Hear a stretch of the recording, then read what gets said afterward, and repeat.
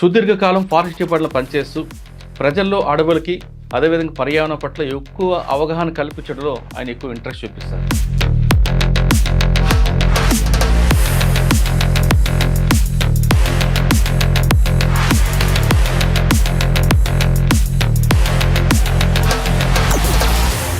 పులులు దాని సరౌండింగ్ అదే రౌండ్ చేసుకుంటారు. అవును, ఆ మార్క్స్ ఎలా పెట్టుకుంటుందండి? ఎప్పటికీ ఆ ఏరియాలో పరిఫరీలో తిరుగుతూ ఉంటుంది, అంటే పెట్రోలింగ్ చేస్తుంది.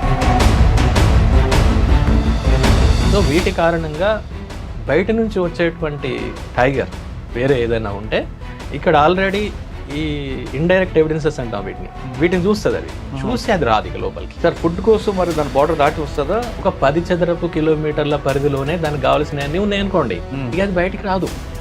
అక్కర్లేదు, ఏదో మేటింగ్ కోసం ఫీమేల్ కోసమో మేల్ ఉంటే మామూలుగా ఆహారం కోసం వాటర్ కోసం రాదు అది. సార్ ఇప్పుడు సడన్గా టైగర్ మనకు ఎదురైంది అనుకోండి, మనం ఏం చేయాలి? ఎస్కేప్ అవ్వాలంటే రాళ్ళతో కొట్టాలా, కర్రతో కొడతారు? ఏం చేయకూడదు, ఏం చేయకూడదు. చూసి అవి రిట్రీట్ అయిపోతుంది, వెళ్ళిపోతుంది. అడవులు కాపాడితే ఏం జనానికి ఏం బెనిఫిట్, కాపాడిపోతే జనానికి ఏం నష్టం? అడవులు అంటే చెట్లే. ఆక్సిజన్ మనకు కావాల్సినటువంటి, మనకే కాదు ఏ జీవజాతులకైనా ఆమ్లజని కావాలి కదా. ఆమ్లజన్ ఉత్పత్తి చేసేది చెట్లే. కార్బన్ డైఆక్సైడ్, ప్రతి జీవి కార్బన్ డైఆక్సైడ్ని వదులుతుంది. వదిలినప్పుడు ఆ కార్బన్ డైఆక్సైడ్ని తీసుకొని గాలిని శుభ్రం చేసే పని చెట్లే చేస్తాయి. జీవ వైవిధ్యానికి నిలవులు అనమాట. జీవ వైవిధ్యం అంతా అందులోనే ఉంటుంది. జీవ వైవిధ్యం అంటే అన్ని రకాల జంతువులు, అన్ని రకాల చెట్లు, అన్ని రకాల జాతులు ఉండడం. అడవులు వన్యప్రాణులను కాపాడడంలో ప్రభుత్వాలు పౌరుల బాధ్యత ఏమిటి? అటవీ శాఖ విధి ఏమిటి? అడవుల్ని వన్యప్రాణులు కాపాడడం, ప్రొటెక్షన్ అనేది మా మ్యాండేట్ అనమాట. అది ఉన్నదే అందుకు. చెట్లు నరికివేత, జంతువుల వేట విషయాల్లో చట్టం ఏం చెప్తుంది? చాలా స్ట్రాంగ్గా ఉంటాయి సార్. మీరు వినే ఉంటారు, చాలా పెద్ద పెద్ద పవర్ఫుల్ పీపుల్ కూడా వన్యప్రాణుల వేటలో జైలుకి వెళ్ళిన సందర్భాలు మనం ఎన్నో చూసాం.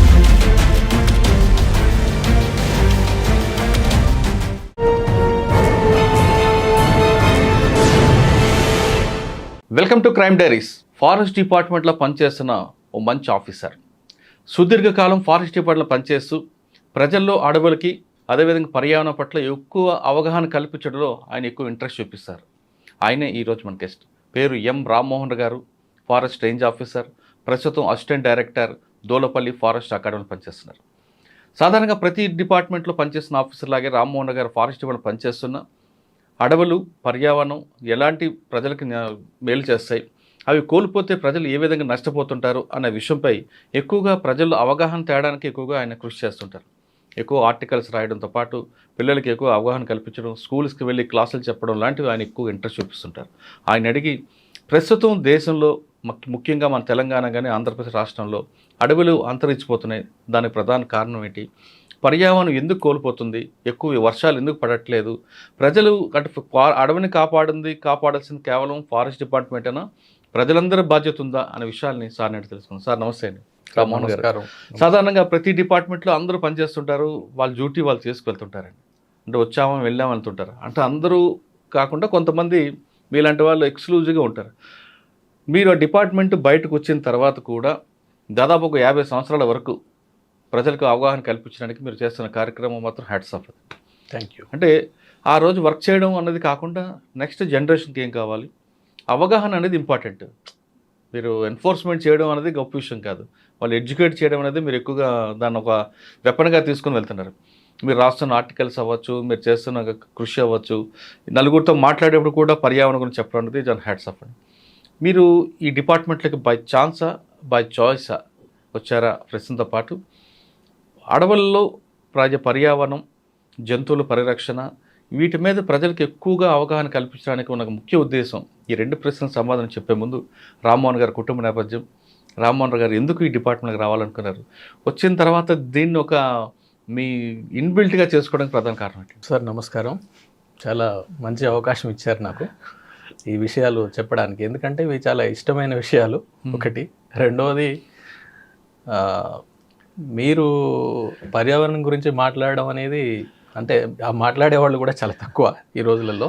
మీరు మాట్లాడింది చాలా ఇంప్రెసివ్గా ఉంది, రియల్లీ వండర్ఫుల్. కుటుంబ నేపథ్యం విషయానికి వస్తే, మామూలుగా నేను I belong to Warangal district. I use to work as టీచర్గా పనిచేశాను నేను చాలా కాలం. సుమారు మీకు ముందే అడవి పరిచయం. 12-13 ఏళ్ళుగా టీచర్గా పనిచేశాను. అయితే ఇన్సిడెంటల్లీ మా ఊరు కూడా ఫారెస్ట్ విలేజ్ యాక్చువల్లీ. అదే అంటున్నాను, చిన్నప్పటి నుంచి అడవి పరిచయం ఉంది. ఉంది కానీ నిజానికి ఇందులోకి వచ్చిన తర్వాతనే దీని గురించి తెలిసింది. అంతకుముందు ఫారెస్ట్ విలేజ్ అయినప్పటికీ కూడా నేను ఎప్పుడూ ఫారెస్ట్కి వెళ్ళేవాడిని కాదు. అచ్చా. వినేవాళ్ళం టైగర్ గురించి, చెట్ల గురించి, వాటి గురించి చెప్తుంటే నేను వినేవాడిని కానీ ఎప్పుడు వెళ్ళేవాళ్ళం కాదు. ఎక్కడండి వరంగల్లో? వరంగల్లో పాకాల్ కొత్తగూడెం మండల్లో, అంటే ఇప్పుడు అది గంగారం అనే మండల్ అయింది. కుమట్లగూడెం అనే ఒక చిన్న విలేజ్ అనమాట. ఆ విలేజ్ మాది ఇప్పటికీ స్టిల్ ఫారెస్ట్ విలేజ్. అది ఫారెస్ట్లోనే మధ్యలో లోపల ఉంటుంది అది అనమాట. అంటే విలేజ్ ఏమి ఉండదులేండి, విలేజ్ చుట్టూ ఫారెస్ట్ ఉంటుంది. సో నిజానికి పర్యావరణం గురించి ఏదో ఎగ్జామినేషన్స్ కంటే పోటీ పరీక్షలు అందరు రాస్తారు కదా, నేను కూడా అలాగే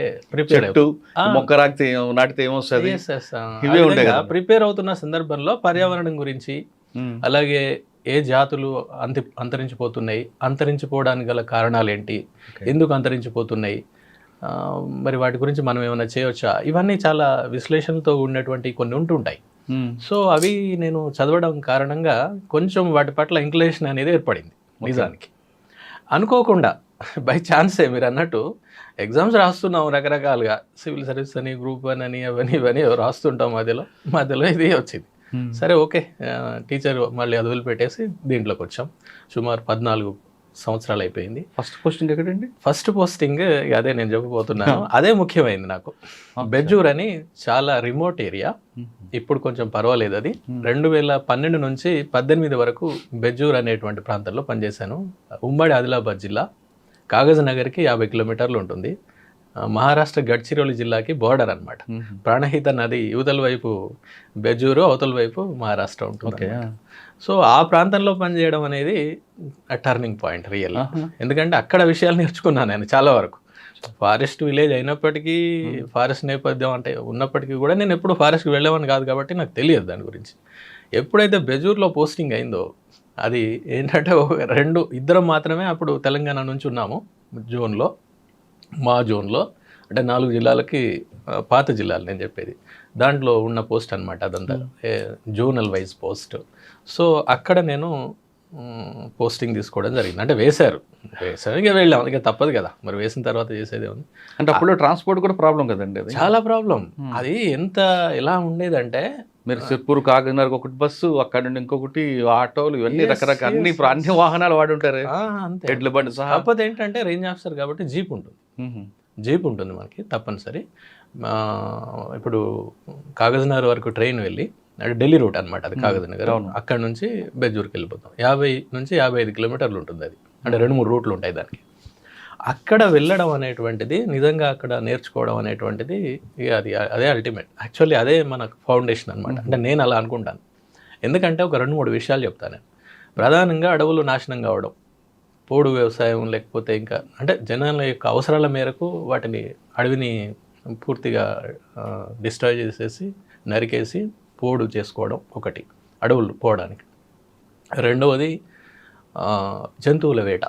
విపరీతమైన జంతువులు ఉంటాయి రకరకాలుగా, దుప్పులు, జింకలు, ఈవెన్ ఇప్పుడు టైగర్లకు కూడా రాష్ట్రంలో ఒక అమరాబాద్తో పాటు, అమరాబాద్ నల్లమల్ల ఫారెస్ట్తో పాటు అత్యధికంగా టైగర్లు ఉన్నటువంటి ప్రాంతం కాగజ్నగర్. పక్కన తడోబా కూడా ఉంది కదా. తడోబా ఉండడం దీనికి ప్లస్ పాయింట్. తడోబాలో ఏమైందంటే, తడోబాలో ఉన్నటువంటి ప్రాక్టీసెస్, వన్యప్రాణి మేనేజ్మెంట్ ప్రాక్టీసెస్ చాలా అద్భుతంగా ఉంటాయి. అది అందరూ ఒప్పుకోవాల్సినటువంటి విషయం. దాని కారణంగా అక్కడ పుల్ల సంఖ్య బాగా పెరిగిపోయింది. పుల్లు అనేటువంటివి ఏంటంటే టెరిటోరియల్ యానిమల్ అనమాట. అది అంటే దానికి ఒక 10 చదరపు కిలోమీటర్లు, 20 చదరపు కిలోమీటర్లు, 50 చదరపు కిలోమీటర్ల ఏరియాలో అది ఒకటే టైగర్ ఉంటుంది. అది దాని సామ్రాజ్యం. అయితే ఈ టైగర్ల సంఖ్య పెరిగిపోవడం వలన, సార్ చిన్న టాపిక్, మీరు పులులు అన్న విషయం తీసుకొచ్చారు. పులులు దాని సరౌండింగ్ అదే రౌండ్ చేసుకుంటుంది. అవును. ఆ మార్క్స్ ఎలా పెట్టుకుంటుందండి? విషయం ఏం చేస్తుందంటే, ఆ ఏరియాని అది ఎప్పుడు కూడా కాపాడుకుంటూ ఉంటుంది.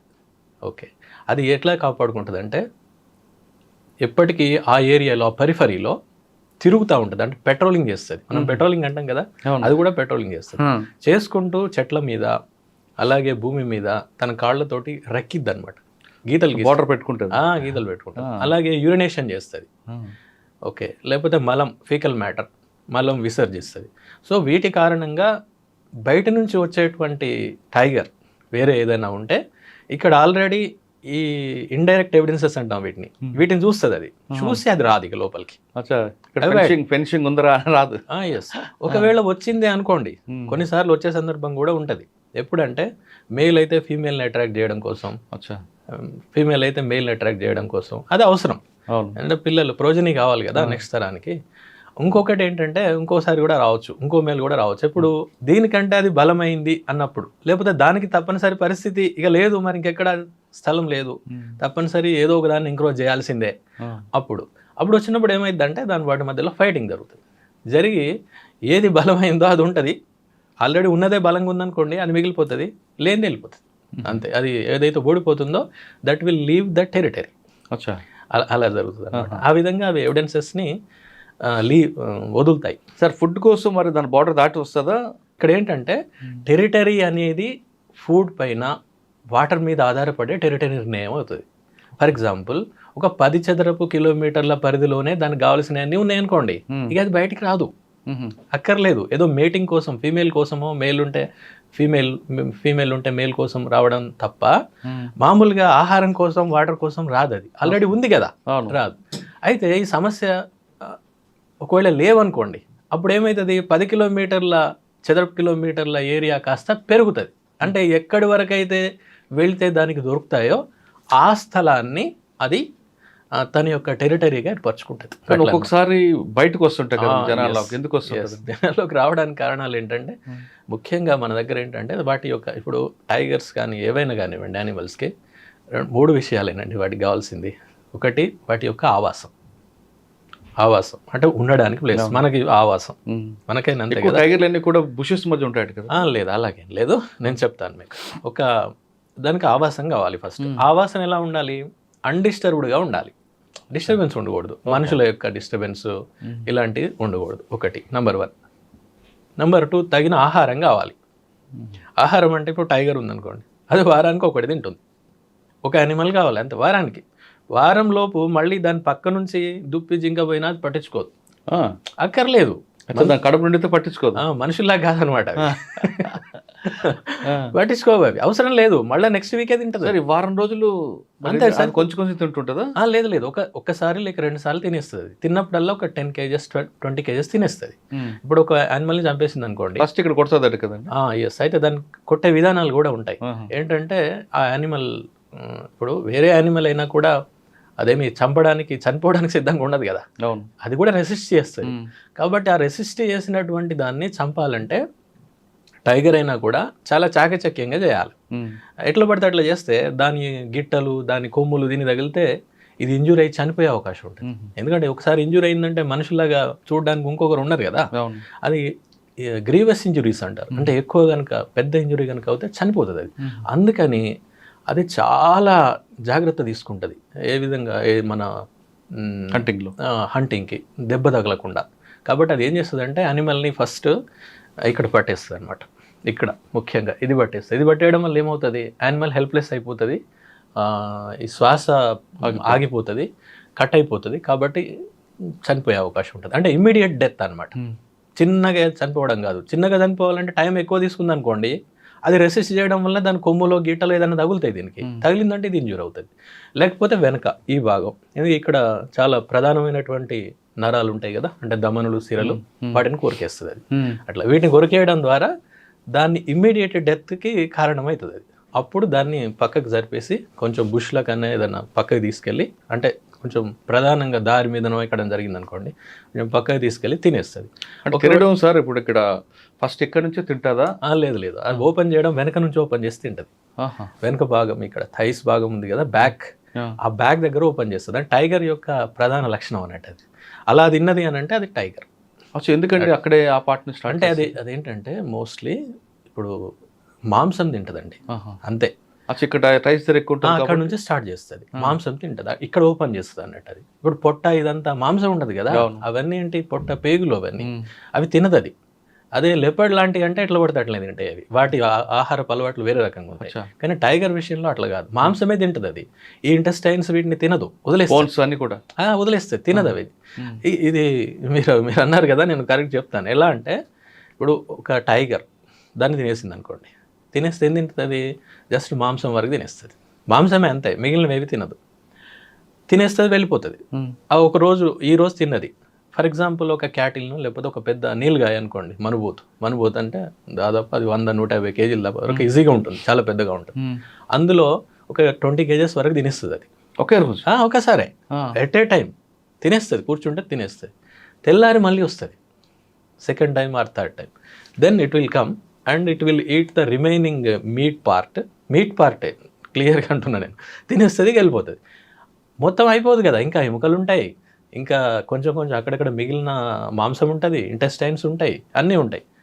నెక్స్ట్ చిన్న కార్నివోర్స్ ఉంటాయి కదా, కుక్కలు, అడవి కుక్కలు, లేకపోతే తోడేలు, లేకపోతే పెద్ద నక్క, ఇలాంటివన్నీ వచ్చేసి మిగిలిన పార్ట్ తినేస్తాయి. అంతకంటే ముందు లేపాడు ఉందనుకోండి ఆ ప్రాంతంలో, లేపాడు వచ్చేసి ఆ ఇంటెస్టైన్స్ అట్లాంటివి తినేస్తాయి. లేపాడు అంటే చిరుతపులి, అవును, చీతా వేరు చిరుతపులి వేరు. చీతా ఇప్పుడు ఈ మధ్యలో రీఇంట్రొడ్యూస్ చేశారు, అది కాదు, చిరుతపులి, చిరుతగండు అంటారు మామూలుగా, అది తినేస్తుంది.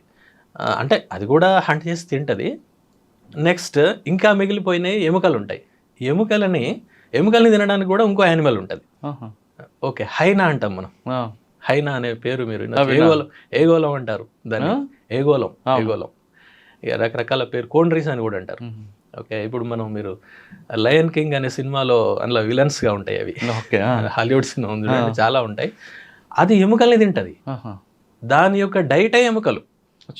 అందుకనే దాని యొక్క జాస్ చాలా గట్టిగా, చాలా వెరీ స్ట్రాంగ్గా, పెద్దగా ఉంటాయి. ఎందుకంటే ఎముకల్ని నమలడానికి. అంటే చూడండి, ఇకోసిస్టంలో, ఆవరణ వ్యవస్థలో ఒక యానిమల్ని చంపితే టైగర్ నుంచి హైనా వరకు ఇన్ని తింటాయి అన్నమాట. సార్, హైనాతో ఆగకుండా రాబందులు కూడా తింటాయట కదా. మీరు బాగా అడిగారు. అసలు నేను మొదలు పెట్టాల్సింది దాంతోటే, ఎందుకంటే రాబందుల మీద పనిచేశాను నేను. 4 నుంచి 5 ఏళ్ల పాటు రాబందుల మీద పనిచేశాను, రాబందుల యొక్క సంరక్షణ చర్యలు అన్నమాట.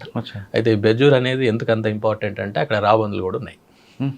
రాబందులు అనేవి ఆంధ్రప్రదేశ్ అండ్ తెలంగాణ రెండింటిలో కూడా అంతరించిపోయినాయి ఎప్పుడో. 2005-6 ప్రాంతంలోనే అప్పటి బయోడైవర్సిటీ బోర్డు ప్రకటించింది, ఇక్కడ రాబందులు లేవు, ఒకవేళ ఉంటే ఎవరైనా చెప్పండి మీకు బహుమతి ఇస్తామని కూడా ప్రచురించింది. నేను అప్పుడు చదివాను కానీ దాని గురించి నాకు అంత తెలియదు, ఎందుకంటే ముందు ఇది నేను సర్వీస్లో రాకముందు. కానీ తర్వాత వెళ్ళిన తర్వాత, బెజ్జూర్ పోయిన తర్వాత, ఇట్లా పెద్ద పెద్ద పక్షులు ఉన్నాయి ఇక్కడ అని మాట్లాడుకోవడంగా నేను విన్నాను. మా స్టాఫ్ మాట్లాడుకోవడం, బయట వాళ్ళు మాట్లాడుకోవడం విన్నాం.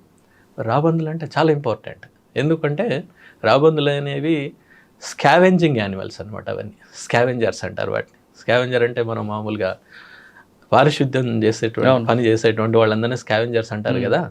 ప్రకృతిలో కూడా స్కావెంజర్స్ ఉంటాయి. ఇప్పుడు నేను ఇందాక చెప్పిన హైనా అనేది కూడా స్కావెంజర్. అది అంటే ఏవైతే మిగిలిపోతాయో, ఏవైతే డిస్కార్డెడ్ మెటీరియల్ ఉంటుందో వాటిని తినేస్తాయి అన్నట్టు. అందుకని మనం కూడా ఏది పడుతుంది చెత్త చెదారం అంత పడేస్తే చేసేవాళ్ళు వాళ్ళు స్కావెంజర్స్. అది చాలా ఇంపార్టెంట్ పని, మనం దానికి విలువనివ్వం ఇప్పుడు. అది అన్నిటికంటే తక్కువగా మనం చూసేది ఇలా కొంతమంది ఉన్నారు కదా, అందులో వీళ్ళు కూడా. కానీ వాళ్ళు చేసేటువంటి పని అన్నిటికంటే గొప్పది. సార్, రాబందులు కనబడితే అదొక అపశకనం అని, రాబందులాగా వచ్చేవరా పీకు తింటావరా అంటుంటారు కదా. అది ఎలా వచ్చిందో నాకు కూడా తెలియదు. దీని మీద నేను ఆర్టికల్స్ కూడా రాశాను. తప్పు అలా అనుకోవడం. పీక్కు తింటారంటే మనుషులు పీక్కు తింటారు కానీ రాబందులు పీక్కు తినవు. అంటే రాబందులు ఒక పులి చంపిన దీన్ని రాబందుల వరకు వస్తాయి. Yes sir. అయితే దానివల్ల అడవి కూడా ఎస్ సార్. అయితే ఏంటంటే ఇదివరకు ఏం జరిగేదంటే ఎక్కడైనా కూడా రాబందులు, మీరు కూడా చిన్నప్పుడు చూస్తుంటారు, నేనైతే చాలా చూశాను మా చిన్నప్పుడు. పశువులు కనుక చనిపోతే ఆ ఊరవతలు పడేసేవాళ్ళు ఎప్పుడు కూడా. ఇది చాలా కామన్ సీన్ అది మా చిన్నప్పుడు. 80లలో కూడా నేను చాలా చూసాను, 80, 90లలో. అది వచ్చేసేటి అవి జస్ట్ విదిన్ మినిట్స్, మనం పడేసిన నిమిషాల్లో వచ్చేస్తాయి. అవి వచ్చేసి నిమిషాల్లోనే తినేస్తాయి, మొత్తం తినేసి వెళ్ళిపోతాయి పశువులు. అలాగే అడవుల్లో వాటి పాత్ర ఏంటంటే, అడవుల్లో కూడా కొన్ని చనిపోతాయి కదండి ఆటోమేటిక్గా. అన్ని యానిమల్స్ టైగర్లే, లెపర్డ్సే చంపడం, కొన్ని ఎలాగో చనిపోతాయి. ఆ చనిపోయినటువంటి వాటిని తినేది ఓకే మిగిలిన యానిమల్స్తో పాటు రాబందులు కూడా. రాబందులు ఏం చేస్తాయి, చిట్ట చివరి మీట్ మార్సెల్ చిన్న పీస్ని కూడా లేకుండా తినేస్తాయి. తినేసి జస్ట్ మనకి ఎముకల కూడా ఉంటుంది అక్కడ, అంత ఇంకేం ఉండదు, అంత తినేసి వెళ్ళిపోతాయి. అవి ఎలా అంటే కుళ్ళిపోయినటువంటి దాన్ని కూడా తినేసి జీర్ణం చేసుకునే శక్తి వాటికి ఉంటుంది అనమాట. ఓ అంత పవర్ఫుల్ అవి. ఈవెన్ రీసెర్చ్లో తేలింది ఆంథ్రాక్స్ అంటే అందరికి ఏముందా, అది వచ్చిందంటే కథమే, పోవడమే, ఇంకేం లేదు. ఆంథ్రాక్స్ ఉన్నటువంటి మీట్ని కూడా తిన్న వాటికి ఏం కాదు, చేసుకుంటాం. ఎస్ అంత పవర్ఫుల్ అనమాట అవి. ఓకే, ఒకసారి మనం వెనక్కి వెళ్దాం సార్. పులి అన్నారు, ఒక వేట చేస్తుంది, కొంత తింటుంది, దానికి తిన్న వెంటనే వాటర్ కావాలంటే ఏం చేస్తుంది? వాటర్ అంటే అలా ఏం లేదు, వాటర్ వాటికి ఎక్కువ ఏం వాటర్ తాగవు అవి, తక్కువగానే. ఒకవేళ ఈరోజు వేటాడింది, కొంచెం మీట్ తింది, వెళ్ళిపోయింది, మళ్ళీ వచ్చేసరికి ఈలోగా మిగతావన్నీ జంతువులు తిన్నాయి అనుకోండి, ఏం లేదు, వదిలిపెట్టేసి వదిలేస్తుందా? మళ్ళీ అది ఒక ఎంగిల్ చేసి తింటుందా? తింటాయి, అట్లేం లేదు. కాదు, పులి ఒక అటాక్ చేసింది, మీట్ పెట్టుకుంది, కొంచెం తిన్నది, మళ్ళీ ఒక్కోసారి వస్తుంది, అప్పుడు ఆల్రెడీ వేరే నక్కలు మీరు అన్నట్లు హైనాలు తిన్నాం అనుకోండి, అంటే మాంసం కనుక ఉంటే తినొచ్చు, అట్లేం లేదు. నేను ఇందాక మీకు చెప్పడంలో 3 విషయాలు ప్రధానమైనవి అన్నాను కదా. ఒకటి ఆవాసం, రెండోది ఆహారం, మూడోది నీళ్లు. ఈ 3 ఉంటే సరిపోతుంది అంతే, వాటికి ఇంకేం అవసరం లేదు. అన్డిస్టర్బ్డ్ హ్యాబిటాట్, డిస్టర్బెన్స్ లేనటువంటి ఆవాసం, మనుషులు ముఖ్యంగా. రెండోది ఆహారం, అంటే వాటికి సరిపడా జింకలు, దుప్పులు ఏమున్నాయో అవి. మూడోది నీరు. ఈ 3 ఉంటే సరిపోతుంది. ఈ అటవీ శాఖ చేసే పని ఇదే అనమాట.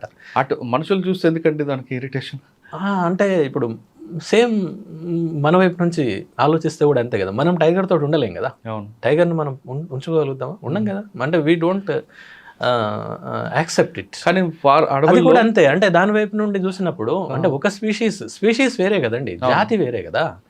నన్ను చంపడానికి వచ్చారని అది బాగుంటుంది అంతే, తప్పకుండా భయమే, ఎవరికైనా భయమే. అంటే ఒక జాతి ఇంకో జాతిని చూసినప్పుడు ఆటోమేటిక్గా ఉంటుంది. మళ్ళీ అదే కాకుండా ఇవేంటంటే వన్యప్రాణులకు జనరల్గా ఉండేటువంటి టెండెన్సీ ఏంటంటే అవి షై యానిమల్స్ ఉంటుందన్నమాట సహజంగానే.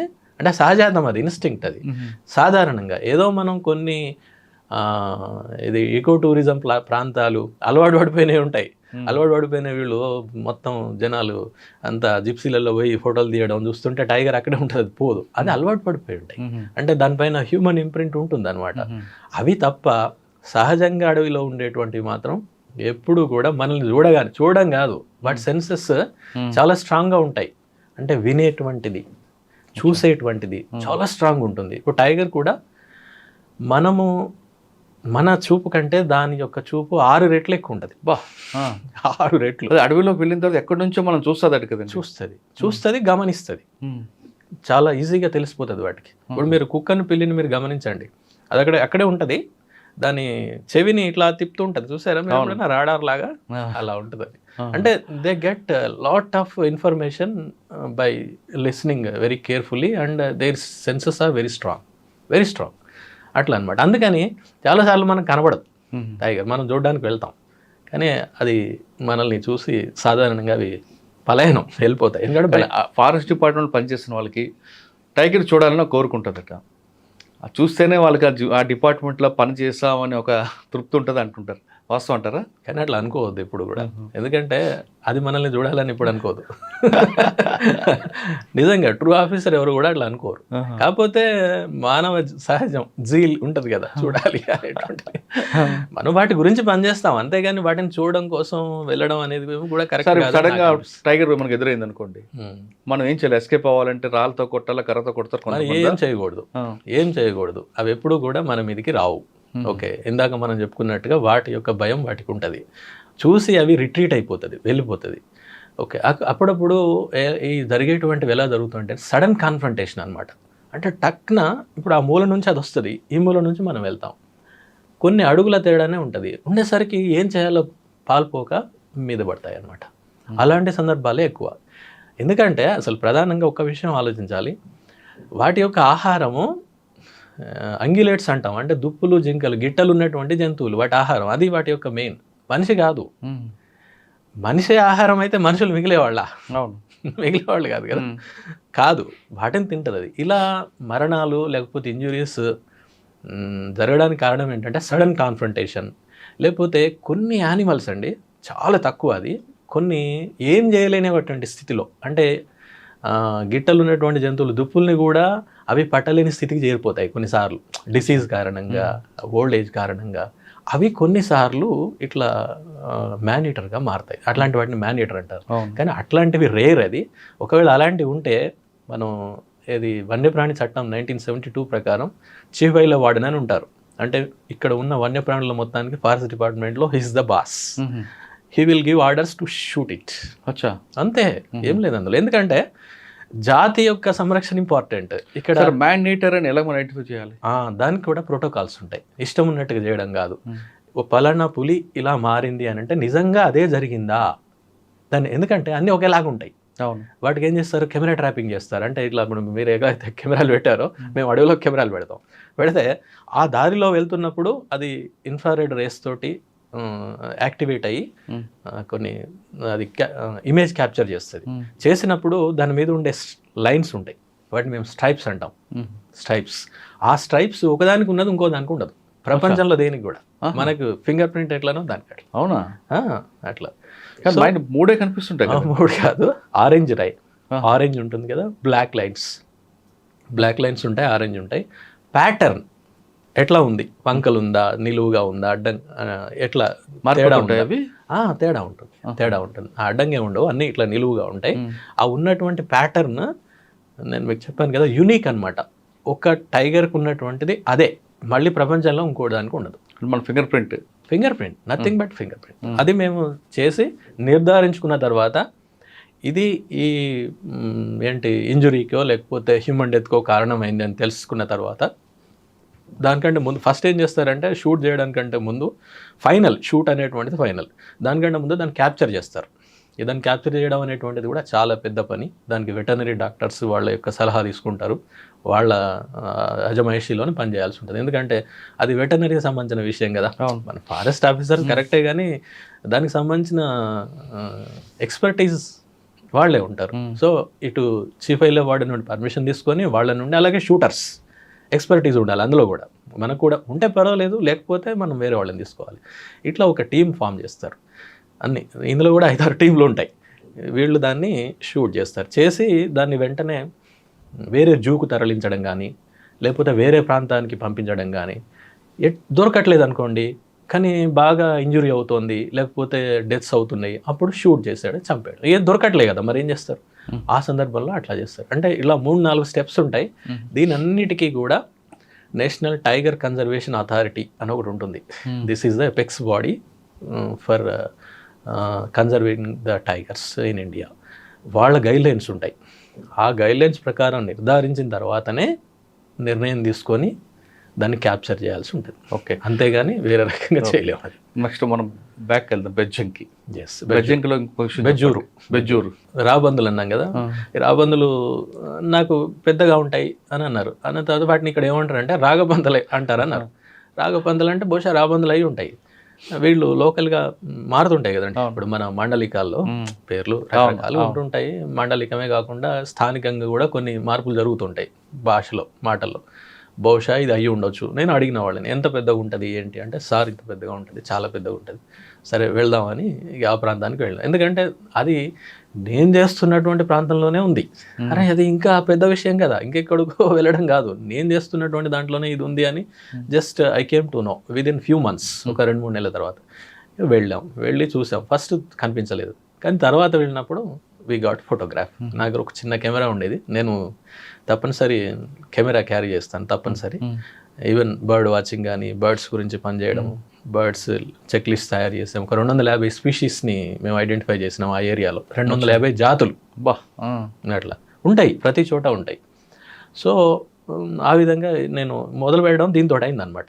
ఇక వెళ్ళిన తర్వాత చూసిన తర్వాత ఇంకేముంది, అది పెద్ద న్యూస్. అది హిందూలో చాలా పెద్ద న్యూస్. మీరు ఇప్పుడు బెజ్జూర్ ఫారెస్ట్ అని కొడితే మీకు హిందూ పేపర్లో 30-40 స్టోరీస్ వస్తాయి హిందూలో. అంటే I use to have contacts with Hindu correspondents. ముఖ్యంగా ఇక్కడ చెప్పాల్సింది హర్పాల్ సింగ్ గారు, అక్కడ ఉమ్మడి ఆదిలాబాద్ చూసేవాళ్ళు. ఆయన రిటైర్ అయిపోయారు నౌ హిందూ నుండి. ఆయన దీనికి కావాల్సిన ప్రచారం అంతా తీసుకొచ్చి పెట్టారు. లేకపోతే ఆయన అంత పెద్ద లెవెల్లో, నేషనల్ లెవెల్లో దాన్ని న్యూస్ చేయలేకపోతే జనానికి తెలిసేది కాదు. అంతే కదా. మీరు ఏదైనా ఇప్పుడు మీ ద్వారా తెలుస్తుంది, జనానికి తెలుస్తుంది. తెలవడం అనేది చాలా ఇంపార్టెంట్. మీరు ఇందాక అన్నారు కదా, అవగాహన, ఇది చాలా అంటే చాలా ఇంపార్టెంట్. అక్కడనే చాలా వరకు ఆగిపోతాయి నేరాలు, అక్కడే ఆగిపోతాయి. ఏవైనా కూడా తెలిసిన తర్వాత హాని చేయరు, చాలా వరకు తెలియకనే చాలా వరకు జరుగుతుంటాయి. తెలిసి కూడా చేశారంటే ఇక అప్పుడు చట్టం తన పంచాంతం చేసుకోవాలి, అంతే. ఇక అది ఉంటుంది. అయితే అక్కడ ఇది తెలిసిన తర్వాత నేను హర్పాల్ సింగ్ గారు కూడా చెప్పాను, లోకల్గా ఉన్నటువంటి వాళ్ళకి చెప్పేస్తే అది చాలా పెద్ద న్యూస్. ఆ తర్వాత మా డిపార్ట్మెంట్ నుంచి కూడా మేము మంచి పై అధికారులు, సీనియర్ ఆఫీసర్స్ వాళ్ళందరి సహకారంతో సంరక్షణ కార్యక్రమాలు, వాటి యొక్క సంఖ్యను పెంచడం ఎట్లా అనే దాని మీద చేసాం. ఈవెన్ దాని గురించి స్టడీ చేసాం బాగా. దేశంలో అంటే అది ముఖ్యంగా వాటి సంఖ్య ఏమైందంటే 97 నుంచి 99% వాటి యొక్క సంఖ్య జనాభాలు తగ్గిపోయాయి ప్రపంచవ్యాప్తంగా, ముఖ్యంగా మన ఇండియన్ సబ్ కాంటినెంట్లో. ఎందుకు అంటే డైక్లోఫినాక్ అనే మందు ఉంటుంది, అది పశువులకు వేసేవాళ్ళు. ఆ పశువులకు వేయడం అనేది 80లలో ఎక్కువైపోయింది. అంతకుముందు అంత వేసేవాళ్ళు కాదు జనాలు.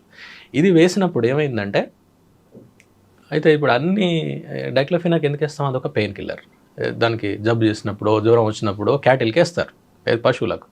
అన్ని క్యాటిల్ రికవర్ కాదు కదా, కొన్ని చనిపోతాయి, సహజం కదా. మనుషులైనా అంతే కదా, అందరినీ హాస్పిటల్ తీసిన వాళ్ళు అందరూ పోరు కదా, బయటికి రారు కదా, కొంతమంది చనిపోతారు, న్యాచురల్ అది. అయితే చనిపోవడం వల్ల ఆ మందు ఏదైతే ఉందో దాని యొక్క శరీరంలో అలాగే ఉండిపోతుంది. వాటిని ఈ రాబందులు తిన్నప్పుడు ఈ డైక్లోఫినాక్ కూడా వాటిలోకి వెళ్ళిపోయి వాటి యొక్క విసర్జక వ్యవస్థను దెబ్బతీస్తాయి. అట్లా మొత్తం రాబందులన్నీ కూడా అది తిన్న వారం రోజులనే చనిపోవడం స్టార్ట్ అయిపోయింది. కాదు సార్, అంతరాక్స్ లాంటి దాన్ని అరిగించుకుందా దీనికి లేదా? చాలా నిజం, అది వాస్తవం. అయితే ఇది అసలు ఇది కారణం అనే సంగతి కూడా చాలా కాలం తెలియలేదు దేశంలో. దీనికి చాలా పెద్ద పెద్ద సంస్థలు, మీరు పేర్లు వినుంటారు, BNHS అని, బాంబే న్యాచురల్ హిస్టరీ సొసైటీ, అట్లనే royal society for protection of birds అని ఒకటి ఉంటుంది, ఇంటర్నేషనల్ సంస్థ బర్డ్స్ మీద. అలాగే పెరిగ్రీన్ ఫౌండేషన్ అని ఫ్రెంచ్ వాళ్ళది. వీళ్ళందరూ సంయుక్తంగా అసలు రాబందుల సంఖ్య ఇంత తగ్గిపోవడానికి కారణం ఏంటి ఇండియన్ సబ్ కాంటినెంట్లో, అంటే పాకిస్తాన్, బంగ్లాదేశ్ మన దగ్గర విపరీతంగా చనిపోయినాయి అన్నట్టు. మిలియన్స్లో ఉండేటువంటి కాస్త వేలకు వచ్చేసినాయి. దాని మీద బాగా రీసెర్చ్ చేసి కనుక్కున్నారు డైక్లోఫినాక్ అనేది. అయితే ఈ డైక్లోఫినాక్ని 2006లోనే గవర్నమెంట్ ఆఫ్ ఇండియా బ్యాన్ చేసింది, బ్యాన్ చేసేసింది. ఏంటది అంటే పశువులకి ఇచ్చేదాన్ని బ్యాన్ చేశారు, కానీ మనుషులకి ఇచ్చేది ఉంది. వీళ్ళు మనుషులకి ఇచ్చేదాన్ని తీసుకెళ్ళి కూడా దాన్ని యూజ్ చేయడం మొదలుపెట్టారు. అట్లా. సో డైక్లోఫినాక్ని వాడకుండా చూడడం, అంటే దానివల్ల రాబందుల సంఖ్య తగ్గిపోయింది. ఓకే, ఒకసారి బెజ్జంకి వద్దాం. బెజ్జూర్ మీరు వెళ్ళేసరికి ఆ ప్రాంతం మావోయిస్ట్ పార్టీకి బాగా ఎఫెక్టెడ్, బాగా వాళ్ళదే ఉంటారు. మీకు ఏమైనా ఎదురుపడిందా ఎప్పుడైనా? ఎప్పుడు లేదండి, నెవర్. ఎందుకంటే నా పని నేను చేస్తుంటాను, మన పని మనం చేస్తాం, వాళ్ళ పని ఉంటే ఉంటారు. ఎందుకంటే మీరు అన్నట్టు పక్కన ఉన్న గడ్చిరోలి జిల్లా ఉన్నాయి కదా, అవి బాగా ఇన్ఫెస్టెడ్. ఇటు అంతగా ఉన్నట్టుగా నాకు గుర్తులేదు. ఇప్పుడు లేదు అసలు ఎప్పుడు మనకు మా వీధుల్లో ఎక్కువగా మావోయిస్ట్ పార్టీ ఫస్ట్ అటాక్ చేసేది, వార్నింగ్ ఇచ్చేది మీ డిపార్ట్మెంటే కదా? నిజమే. కానీ ఏంటో ఎంతకాలం పనిచేస్తారంటే ఇక్కడ బెజ్జూర్లో? సుమారు 5.5 సంవత్సరాలు చేస్తారు. ఫస్ట్ పోస్టింగ్ ఫౌండేషన్ వచ్చింది. ఎస్, నిజమే. అదంతా అక్కడ నిజంగా అక్కడ పనిచేసే వాళ్ళు కూడా, ఈవెన్ వాచర్స్ ఉంటారు, స్టాఫ్ ఉంటారు, అక్కడ చేస్తున్నటువంటి వాళ్ళు మంచి నాలెడ్జబుల్ ఉంటారు. మళ్ళీ మనతోటి అంతా తిరుగుతారు. ముఖ్యంగా ఫారెస్ట్ ఆఫీసర్ చేయాల్సిన ఏంటంటే అడవిలో తిరగాలి, అడవిలో కాలినడకన తిరగాలి. తిరిగితే మీకు నాలెడ్జ్ వస్తుంది. ఇక మిగతా వాళ్ళందరూ I don't think they will have that practical experience if they don't patrol on foot. నడవకపోతే మాత్రం అంత ఉంటుందని నేను అనుకోవట్లేదు. అయితే ఇలా నేను అక్కడ కాలినడకన ఇటు చివరి నుంచి అటు చివరికి, అటు చివరి నుంచి ఇటు చివరికి అన్నీ తిరగడం. అలాగే మంచి నాలెడ్జబుల్ పీపుల్, ఈవెన్ వాచర్లైనా కానివ్వండి, మనం చాలామందిని పట్టించుకోము, ఏదో బాగా చదువుకుంటేనే వాళ్ళకి బాగా నాలెడ్జ్ ఉంటుంది అనుకుంటారు, కానీ practical knowledge important. Practical knowledge చాలా ఇంపార్టెంట్, ఎస్పెషల్లీ ఫారెస్ట్ డిపార్ట్మెంట్లో. ప్రాక్టికల్గా ఏది వర్కౌట్ అవుతుంది, అది చాలా ఇంపార్టెంట్. మీరు వాచర్ల ద్వారా, లేకపోతే కింద పనిచేసే చౌకీదార్, సారేదార్ వాళ్ళు ఉంటారు చూడండి, వాళ్ళ ద్వారా మనకు బాగా తెలుస్తుంది.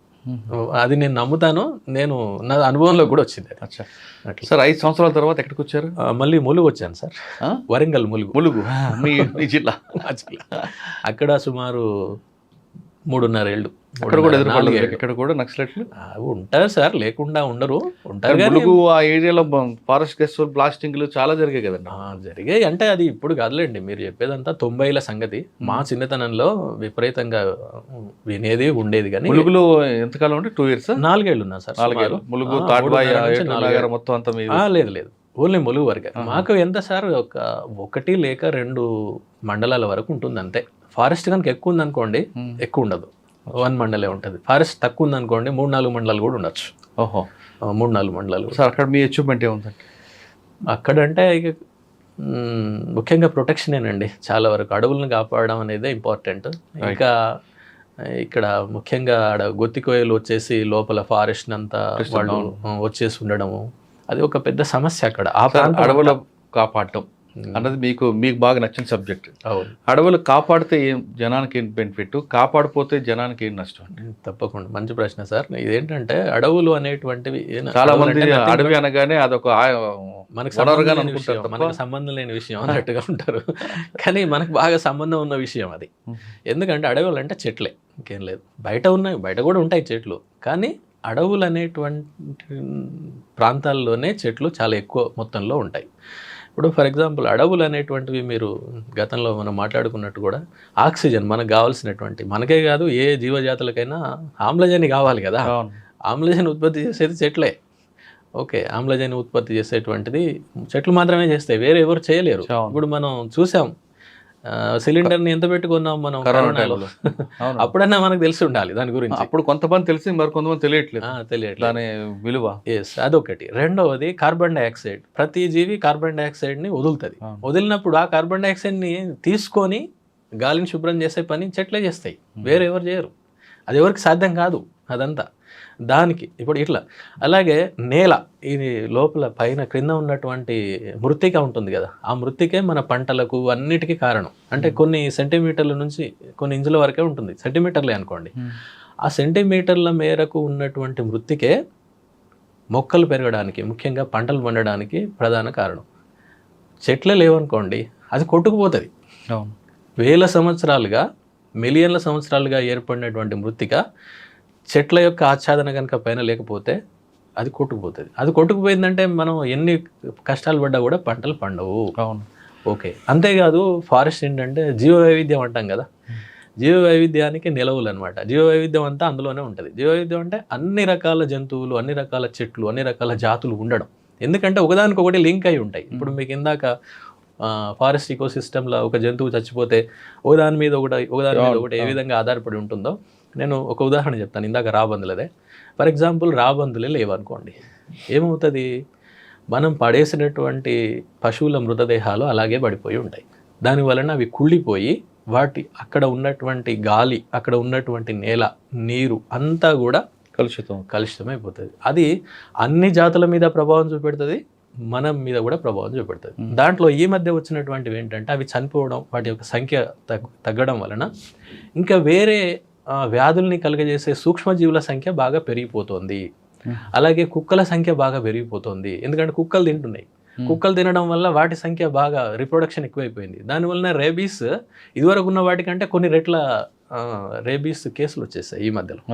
అంటే ఒక ఆవరణ వ్యవస్థలో ఒక జీవి దాని పని అదే చేస్తుంది, అంతే. ఆ పనిని మనం చేయలేం. ఓకే, అంటే ఆవరణ వ్యవస్థలో ప్రతి జీవి చేసేటువంటి పని చాలా ముఖ్యమైనది. అట్లా ఒకటి పోతే ఆవరణ వ్యవస్థ మొత్తం దెబ్బతింటారు. కరెక్టే. అడవి ఎక్కడో దూరంగా ఉంది, నేను ఎక్కడో సిటీలో ఉన్నా. అవును, నాకు ఆ గాలితో నాకేం పని, అడుగుతారు. కానీ అవి ఎప్పుడూ కూడా ఒక దగ్గర ఉండదు. అది వాతావరణం అంటే ఏంటి సార్, మొత్తం ఒక దగ్గర నుంచి ఉన్నటువంటిది ఇంకో దగ్గరికి వచ్చేస్తుంది. ఇప్పుడు ఫర్ ఎగ్జాంపుల్ మీకు దానికి నేను సమాధానం చెప్తాను.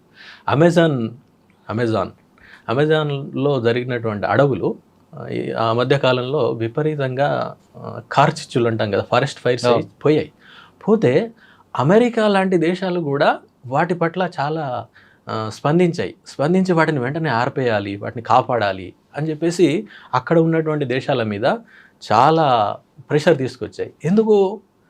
అక్కడ అది నాశనం అయితే వాళ్ళు మాత్రమే నష్టపోరు, ప్రపంచం మొత్తం నష్టపోతుంది. ఎందుకంటే వాతావరణం అనేది డైనమిక్, అది ఒక దగ్గరే ఉండదు. అక్కడ ఆక్సిజన్ తయారైతే పక్కకు వచ్చేస్తుంది, అది గాలిలో కదా, గాలిలో కలిసిపోతుంది కదా, మొత్తం తిరుగుతుంది అదంతా కూడా. అంటే ఒక దగ్గర జరిగినటువంటి మార్పు, ఎస్పెషల్లీ పర్యావరణమే అనుకోండి, పర్యావరణ పరంగా ఒక దగ్గర జరిగినటువంటి మార్పు అది గ్లోబల్ లెవెల్లో చూపెడుతుంది. ఓకే, నష్టం అయితే, లాభం అయితే కూడా అందరికి వస్తుంది. అవును, అట్లా. అందుకని ఇప్పుడు అమెజాన్లో జరిగినటువంటి దానికి అక్కడెక్కడో ఉన్న అమెరికా ప్రతిస్పందించిందంటే దాని అర్థం ఇదే అనమాట. ఓకే, ఇప్పుడు సిటీలో ఉన్నామండి, మాకు చెట్లు అవసరం లేదు, చెట్లు ఉండడం వల్ల కాకులు పక్షులు వాళ్తాయి, ఆ రెట్టంతా కింద పడుతుంది కాబట్టి చెట్లు వద్దు. కొంతమంది. అవును. కొంతమంది ఆ చెట్లు పెట్టడం వల్ల మా ఇంటి కింద మొక్కలు ఆ వెలుతురు రాక చచ్చిపోతున్నాయి కొంతమంది. అవును. ఆ వేరు లోపలికి పోతున్నాయి, మా ఫౌండేషన్ దెబ్బతింటది. దెబ్బతింటది కొంతమంది. మరి కొంతమంది ఆకులు ఎండి మా ఇంట్లో పడతాయి కాబట్టి చెట్లే వద్దు కంప్లైంట్స్ కూడా చేస్తూ ఉంటారండి. ఆకులు మా ఇంట్లో పడ్డాయి అని చెప్పేసి కంప్లైంట్లు చేస్తుంటారు. అంటే ఆ తరహా ఉన్న వాళ్ళకి ఏం చెప్తారు సార్? చెట్టు అంటే ఇంతసేపు మనం కాంక్రీట్ జంగిల్లో చెట్టు అవసరమా లేదా? ఇంతసేపు మనం చెప్పింది కనుక సరిగ్గా వింటే దాంట్లో జవాబు ఉంటుంది సార్. ఎందుకంటే ఇప్పుడు ఆక్సిజన్ అన్నాము, కార్బన్ డైఆక్సైడ్ అన్నాము, నేల కొట్టుకుపోతే ఆపుద్ది అన్నాము, వర్షపాతం కలిగజేస్తుంది అన్నాము. చెట్లు లేకపోతే వర్షపాతమే ఉండదు కదా, మీకు ఎక్కడి నుంచి వస్తుంది? వర్షం కలగాలంటే చెట్లు ఉండాలి ఇక్కడ తప్పనిసరి. ఉంటేనే అక్కడ వాతావరణం చల్లబడుతుంది, అది కురుస్తుంది, లేకపోతే ఉండదు. ఇవన్నీ ఏంటంటే ఇవన్నీ ఆవరణ వ్యవస్థ సేవలు అంటారు వీటిని, ఇకోసిస్టమ్ సర్వీసెస్. ఈ ఇకోసిస్టమ్ సర్వీసెస్ అనే దానికి విలువనివ్వం మనం, అది వచ్చిన ప్రాబ్లం. ఇప్పుడు మనం ఎప్పుడు కూడా ఒక చెట్టుని ఆర్థికంగా చూడడం అంతే. ఆర్థికంగా దాన్ని కోస్తే దాని నుంచి వచ్చేటువంటి కలుపుతోటి మీరు ఏం చేస్తారు అంతే. అట్లా చూడడం కంటే ఇప్పుడు మనం ఇందాక చెప్పుకున్నటువంటి అన్నిటికీ లెక్కలేస్తే ఎంత కావాలి చెప్పండి? అది కోట్లలో ఉంటుంది. ఒక 50 సంవత్సరాల చెట్టు అది ఇచ్చేటువంటి ఎకోసిస్టమ్ సర్వీసెస్కి లెక్కలు కనుక కడితే కోట్లలో ఉంటుంది. అయితే ఇదంతా కూడా మన దురదృష్టవశాత్తు మన దగ్గర లేదు, కానీ వెస్టర్న్ కంట్రీస్లో వచ్చేసింది అది. ఇప్పుడు అమెరికా లాంటి దేశాల్లో వాళ్ళు ఏం చేస్తారంటే ఒక పీస్ ఆఫ్ ల్యాండ్లో ఫారెస్ట్ కనుక ఉంటే ఆ ఎకోసిస్టమ్ సర్వీసెస్కి అంతా లెక్కలు కడతారట. లెక్కలు కట్టేసి ఆ పక్కన ఉన్నటువంటి కమ్యూనిటీ ఎవరైతే దాన్ని నుంచి బెనిఫిట్ పొందుతున్నారో వాళ్లకు ట్యాక్స్ రూపంలో లేక సెస్ ఏదో అంటారు కదా, దాని మీద వేసేసి అక్కడ నుంచి తీసుకొని మళ్ళీ దాన్ని డెవలప్ చేయడం కోసం ఉపయోగిస్తారు. సార్, ఇంటి ముందు మొక్కలు పెట్టుకుంటారు కొంతమంది. అవును. దానివల్ల పర్యావరణం ఉంటుందా, ఆక్సిజన్ వస్తుందా, లేదు ఇంటి ముందు షోక్ అయినా? తప్పకుండా వస్తుంది, ఏదైనా వస్తుంది. అయితే ఇందులో ఏంటంటే సార్ కొన్ని ఎస్థెటిక్ సెన్స్ కూడా కొన్ని ఉంటాయి. ఫర్ ఎగ్జాంపుల్ రోడ్లు వెంట మనం అవెన్యూ ట్రీస్ అని పెడతాం, అంటే చూడడానికి అందంగా ఉంటుంది అనిపించడం. కానీ ఎందుకు సార్ ఆ చెట్లు వాటి మీద ఒక ఆకి వాళ్ళతో పెట్టుకోవాలి కదా? అంటే కొంచెం మనం ఏం చేయాలంటే ఇక్కడ మనం చేయాల్సినటువంటి పని నేటివ్ స్పీషీస్, అంటే ఈ ప్రాంతంలో ఉన్నటువంటి మొక్కలు. ఇందులో కూడా కొన్ని రకరకాల రంగులు కలిగిన పూలను ఉన్నటువంటి మొక్కలు, లేకపోతే ఆర్థికంగా మనకు ఉపయోగపడేటువంటి మొక్కలు మన ప్రాంతంలో పెరిగినవి కూడా ఉన్నాయి కదా. సపోటా, సీతాఫల పెట్టండి, ఎక్కడ ఏవైతే ఏంటి, ఏవైనా పర్వాలేదు. ఆ చెట్లు పెట్టడం వల్ల వేర్లు భూమిలోకి వెళ్ళిపోయి కిందనున్న పిల్లర్లను చుట్టి మొత్తం పడిపోతాయని అట్లా ఏం లేదు సార్. ఇప్పుడు పెద్ద చెట్లు ఏంటంటే ముఖ్యంగా ఫైకస్ జాతులు ఉంటాయి, మర్రి లాంటివి, అవి బాగా బలంగా ఉంటాయి. కానీ మిగిలినవి అంతగా ఉండవు, అంత పెద్దగా. మీరు ఎప్పుడైనా చెట్టు కూలిపోయినప్పుడు చూడండి దాని యొక్క వేర్లు ఎంత పెద్దగా బలంగా ఉన్నాయో, అంత పెద్దగా ఏమి ఉండవు. మనం అనుకుంటాం చెట్టు ఇంత పెద్దగా 10-20 మీటర్లు ఉంది కదా, నిజంగా దాని యొక్క వేరు కూడా 20 మీటర్లు ఉందేమో, అట్లా ఉండదు. అది జస్ట్ మీకు 2 మీటర్ల కంటే ఎక్కువ ఉండదు, దేనిదైనా ఎక్కువ ఉండదు. మరి కొంతమంది డౌట్ అండి, మొక్కలు నీళ్ళు పోస్తాం, మొక్కలకి ఒక రోజు నీళ్ళు పోయిపోతే ఎండిపోతుంటాయి, కానీ వృక్షాలకి రోజు ఎవరు నీళ్ళు పోయారు. అవును. మరి ఆ వాటర్ ఎక్కడి నుంచి వస్తుంది? అవి ఎస్టాబ్లిష్ అయిపోతాయి లోపల ఉన్నటువంటి మాయిశ్చర్ని అవి ఎప్పటికీ తీసుకుంటాయి అన్నమాట. ఇంకొకటి మీరు ఇందాక మనం చెప్పుకున్న ఎకోసిస్టమ్ సర్వీసెస్లో ఈ భూగర్భ జలాలని వాటిని సరిగ్గా ఉంచే విధంగా, వాటర్ టేబుల్ అని మనం అంటాం కదా, వాటిని సరిగ్గా ఉంచే విధంగా చూసేవి కూడా చెట్లే. ఒకవేళ మీకు అక్కడ ఏమి చెట్ల యొక్క ఆచ్ఛాదన లేదనుకోండి, వర్షం పడదు. వర్షం పడకపోతే లోపలికి పోదు కదా, ఏది పోయేది లేదు కదా అక్కడ. సో ఒకవేళ వర్షం పడ్డా కూడా మొత్తం రన్ ఆఫ్, మొత్తం అంతా బయటకు వెళ్ళిపోతాం. అదే చెట్లు ఉన్నాయనుకోండి ఏమవుతుంది, చిన్నగా వెళ్తుంది. దీనికి ఒక అటవీ అధికారి చెప్పిన ఒక చిన్న ఎగ్జాంపుల్ మీకు చెప్తాను. ఇప్పుడు మనకు అంతా జుట్టు ఉందనుకోండి, కొంచెం నీళ్లు పోసాం, ఏమవుతుంది? వెంటనే కారో ఏం లేదు గుండె అయిపోయింది, మనం పోసాం, ఏమవుతుంది? వెంటనే మీరు ఏ డ్రాప్ కూడా అక్కడ ఆగుదా? అంటే కామన్ మ్యాన్కి తెలిసే విధంగా ఆయన ఒక చిన్న వీడియో కూడా నేను చూసా. అది చాలా అంటే స్ట్రైట్గా వెళ్ళిపోయింది విషయం. మనం దాని గురించి పావుగంట మాట్లాడాల్సిన అవసరం లేదు, సింపుల్గా. ఈ విధంగా చెట్ల యొక్క వేళ్ళు ఈ మాయిశ్చర్ని పట్టి ఉంచుతాయి అన్నమాట. అవును. సో వచ్చే వర్షం కూడా ఆ నీటిని ఒడిసి పట్టుకునేటువంటిది, అలాగే భూమిలోకి ఇంకే విధంగా చూసేటువంటిది చెట్లే చేస్తాయి. అందులో అడవే చేస్తుంది, వేరే ఏవి చేయవు. కాబట్టి ఎక్కడైతే అడవి ఉండదో అక్కడ మీకు భూగర్భ జలాలు కూడా తక్కువ ఉండే అవకాశం ఉంటుంది. అంటే ఎక్కడైనా సరే అడవిని పోషించాలి మనం, కాపాడాలి మనం. తప్పకుండా. సార్, ములుగు నుంచి ఎక్కడికి వచ్చారండి? ఇక ఇప్పుడు ప్రస్తుతం ములుగు నుంచి ఇక్కడికి వచ్చేస్తాను అంతే. నేను 10 ఏళ్ల పాటు ఫారెస్ట్లో చేశాను, పూర్తిగా ఫారెస్ట్ అంటే ఫారెస్టే. ఇక తర్వాత ఒక 2 ఇయర్స్ అయింది సార్ ఇక్కడికి వచ్చి. 2 ఏళ్ల నుండి ఇక్కడ ఏంటంటే ట్రైనీస్ ఉంటారు అంతా, అంటే మా beat officers, section officers, even range officers కూడా ఉంటారు వేరే రాష్ట్రాల నుంచి వచ్చినటువంటి వాళ్ళు. సో ఇక వీళ్ళ గురించి ఇక్కడ ఏంటి ట్రైనింగ్ ఇవ్వడం వాళ్ళకి, అంటే నేననే కాదు చాలా మంది ఉంటారు, మీరు ఓ 20 మంది ఉంటారు, 15 నుంచి 20 మంది సార్. అందులో అయితే కొన్ని ప్రశ్నలు ఉన్నాయి, ఒక్కొక్క దానికి మీరు కొంచెం బ్రీఫ్గా చక్కగా అందరికి చెప్పాలి. ఓ 10 ప్రశ్నలు ఉంటాయి, ప్రయత్నం చేస్తాను సార్. చెప్పండి. ప్రస్తుత పరిస్థితుల్లో పర్యావరణం, అడవుల పాత్ర ఏంటి, అడవుల వల్ల లాభాలేంటి? ఎస్ సార్, ఇప్పుడు ఇందాక నేను చెప్పినట్టుగా ఇంకా గతంతో పోలిస్తే ఇప్పుడు పర్యావరణం పాత్ర చాలా పెరిగింది, ఎందుకంటే నాశనం అయిపోతుంది కాబట్టి అందరూ కూడా దాన్ని పరిరక్షించాలి. మీరు అన్నట్టు ఇందాక కేవలం అటవీ శాఖ పాత్రే కాదు, అందరూ చేయాల్సినటువంటిది. అటవీ శాఖ వాళ్ళు మొత్తం ఇంత పెద్ద ఫారెస్ట్ని కాపాడడానికి ఉండేవాళ్ళు ఒక 5,000 మంది కంటే ఎక్కువ ఉండరు సార్, 5,000 మంది మాత్రమే ఉంటారు. అంతేకాకుండా కమ్యూనిటీ యొక్క తోడ్పాటు లేకుండా మనం ఏం చేయలేం. ఇప్పుడు ఫర్ ఎగ్జాంపుల్ ఒక ప్రాంతంలో నేను పనిచేశాను, అక్కడ 260 చదరపు కిలోమీటర్ల మేర ఫారెస్ట్ ఉంటుంది, 26,000 హెక్టార్లు. ఓకే, 26,000 హెక్టార్లను 12 మంది, 5,000 మొత్తం రాష్ట్రానికి చెప్పాను సార్. మేము ఉండేది 12 మంది ఉండేవాళ్ళం అప్పుడు. 12 మంది మేము ఎట్లా కాపాడతాం అంటే, సరే లా ఇంప్లిమెంటింగ్ అదంతా తర్వాత సంగతి, అది చేయొచ్చు, చేయడం కాదు, కానీ ఏంటంటే జనాల యొక్క తోడ్పాటు అది లేకుండా మాత్రం మనం చేయలేము. అన్ని చోట్ల చేయాలి అది, విలేజెస్, ఫారెస్ట్ విలేజెస్ అనే కాదు, ఈవెన్ మీరు అన్నట్టు అర్బన్ ఏరియాస్లో కూడా అందరూ చేస్తేనే అవుతుంది. ముఖ్యంగా ఈ అడవుల నిర్మూలన, ఇప్పుడు వ్యవసాయం కోసం ఈ జనాభా బాగా పెరిగిపోవడం, ఇప్పుడు ఇదివరకు ఏదో 30-40 కోట్లు స్వతంత్ర టైంలో ఉన్నటువంటిది కాస్త ఇప్పుడు మొత్తం ఇంత వచ్చేసరికి భూమి అయితే పెరగలేదు కదా, అందుకని అడవులు నాశనం అయిపోతున్నాయి. నెంబర్ 2, ఆవరణ వ్యవస్థలో మానవుడి స్థానం ఏమిటి? ఎస్ సార్, ఇక్కడ ఏంటంటే ఆవరణ వ్యవస్థ అనేటువంటిది అన్ని జీవజాతులు ఉండేటువంటివి ఒకదాని మీద ఒకటి ఆధారపడి ఉంటాయి. ఇందాక టైగర్ ఎగ్జాంపుల్ చెప్పాను కదా, అట్లా మనిషి అనేటువంటి వాడు కూడా అందులో ఒక భాగం. అంతేగాని ఆవరణ వ్యవస్థ మీద ఉండడు మనిషి, కానీ మనమేమో మీద ఉన్నట్టు మిగతా వాటి మీద అందరి మీద పెత్తనం చేస్తున్నట్టు మనం అనుకుంటున్నాం. అనుకోవడం వలన కొన్ని జీవజాతులు నశిస్తున్నాయి, మొత్తానికి పోతున్నాయి. అట్లా అది మనం వాటి బాధ్యత కూడా మనదే. ఈ మధ్యలో మీరు చూసే ఉంటారు, ఒక సుప్రీంకోర్టు కేసు ఉంది మొన్న ఈ మధ్యలో, జస్ట్ వారం రోజుల క్రింద. ఒక ల్యాండ్ అది ఫారెస్ట్ భూమి అని చెప్పేసి మనకు వేరే వాళ్ళు మాది అని కోర్టుకు వెళ్ళారు, కాదని చెప్పేసి చెప్పింది. చెప్పడంతో పాటు ఏమందంటే, మనిషి అనేటువంటి వాళ్ళు, మనిషి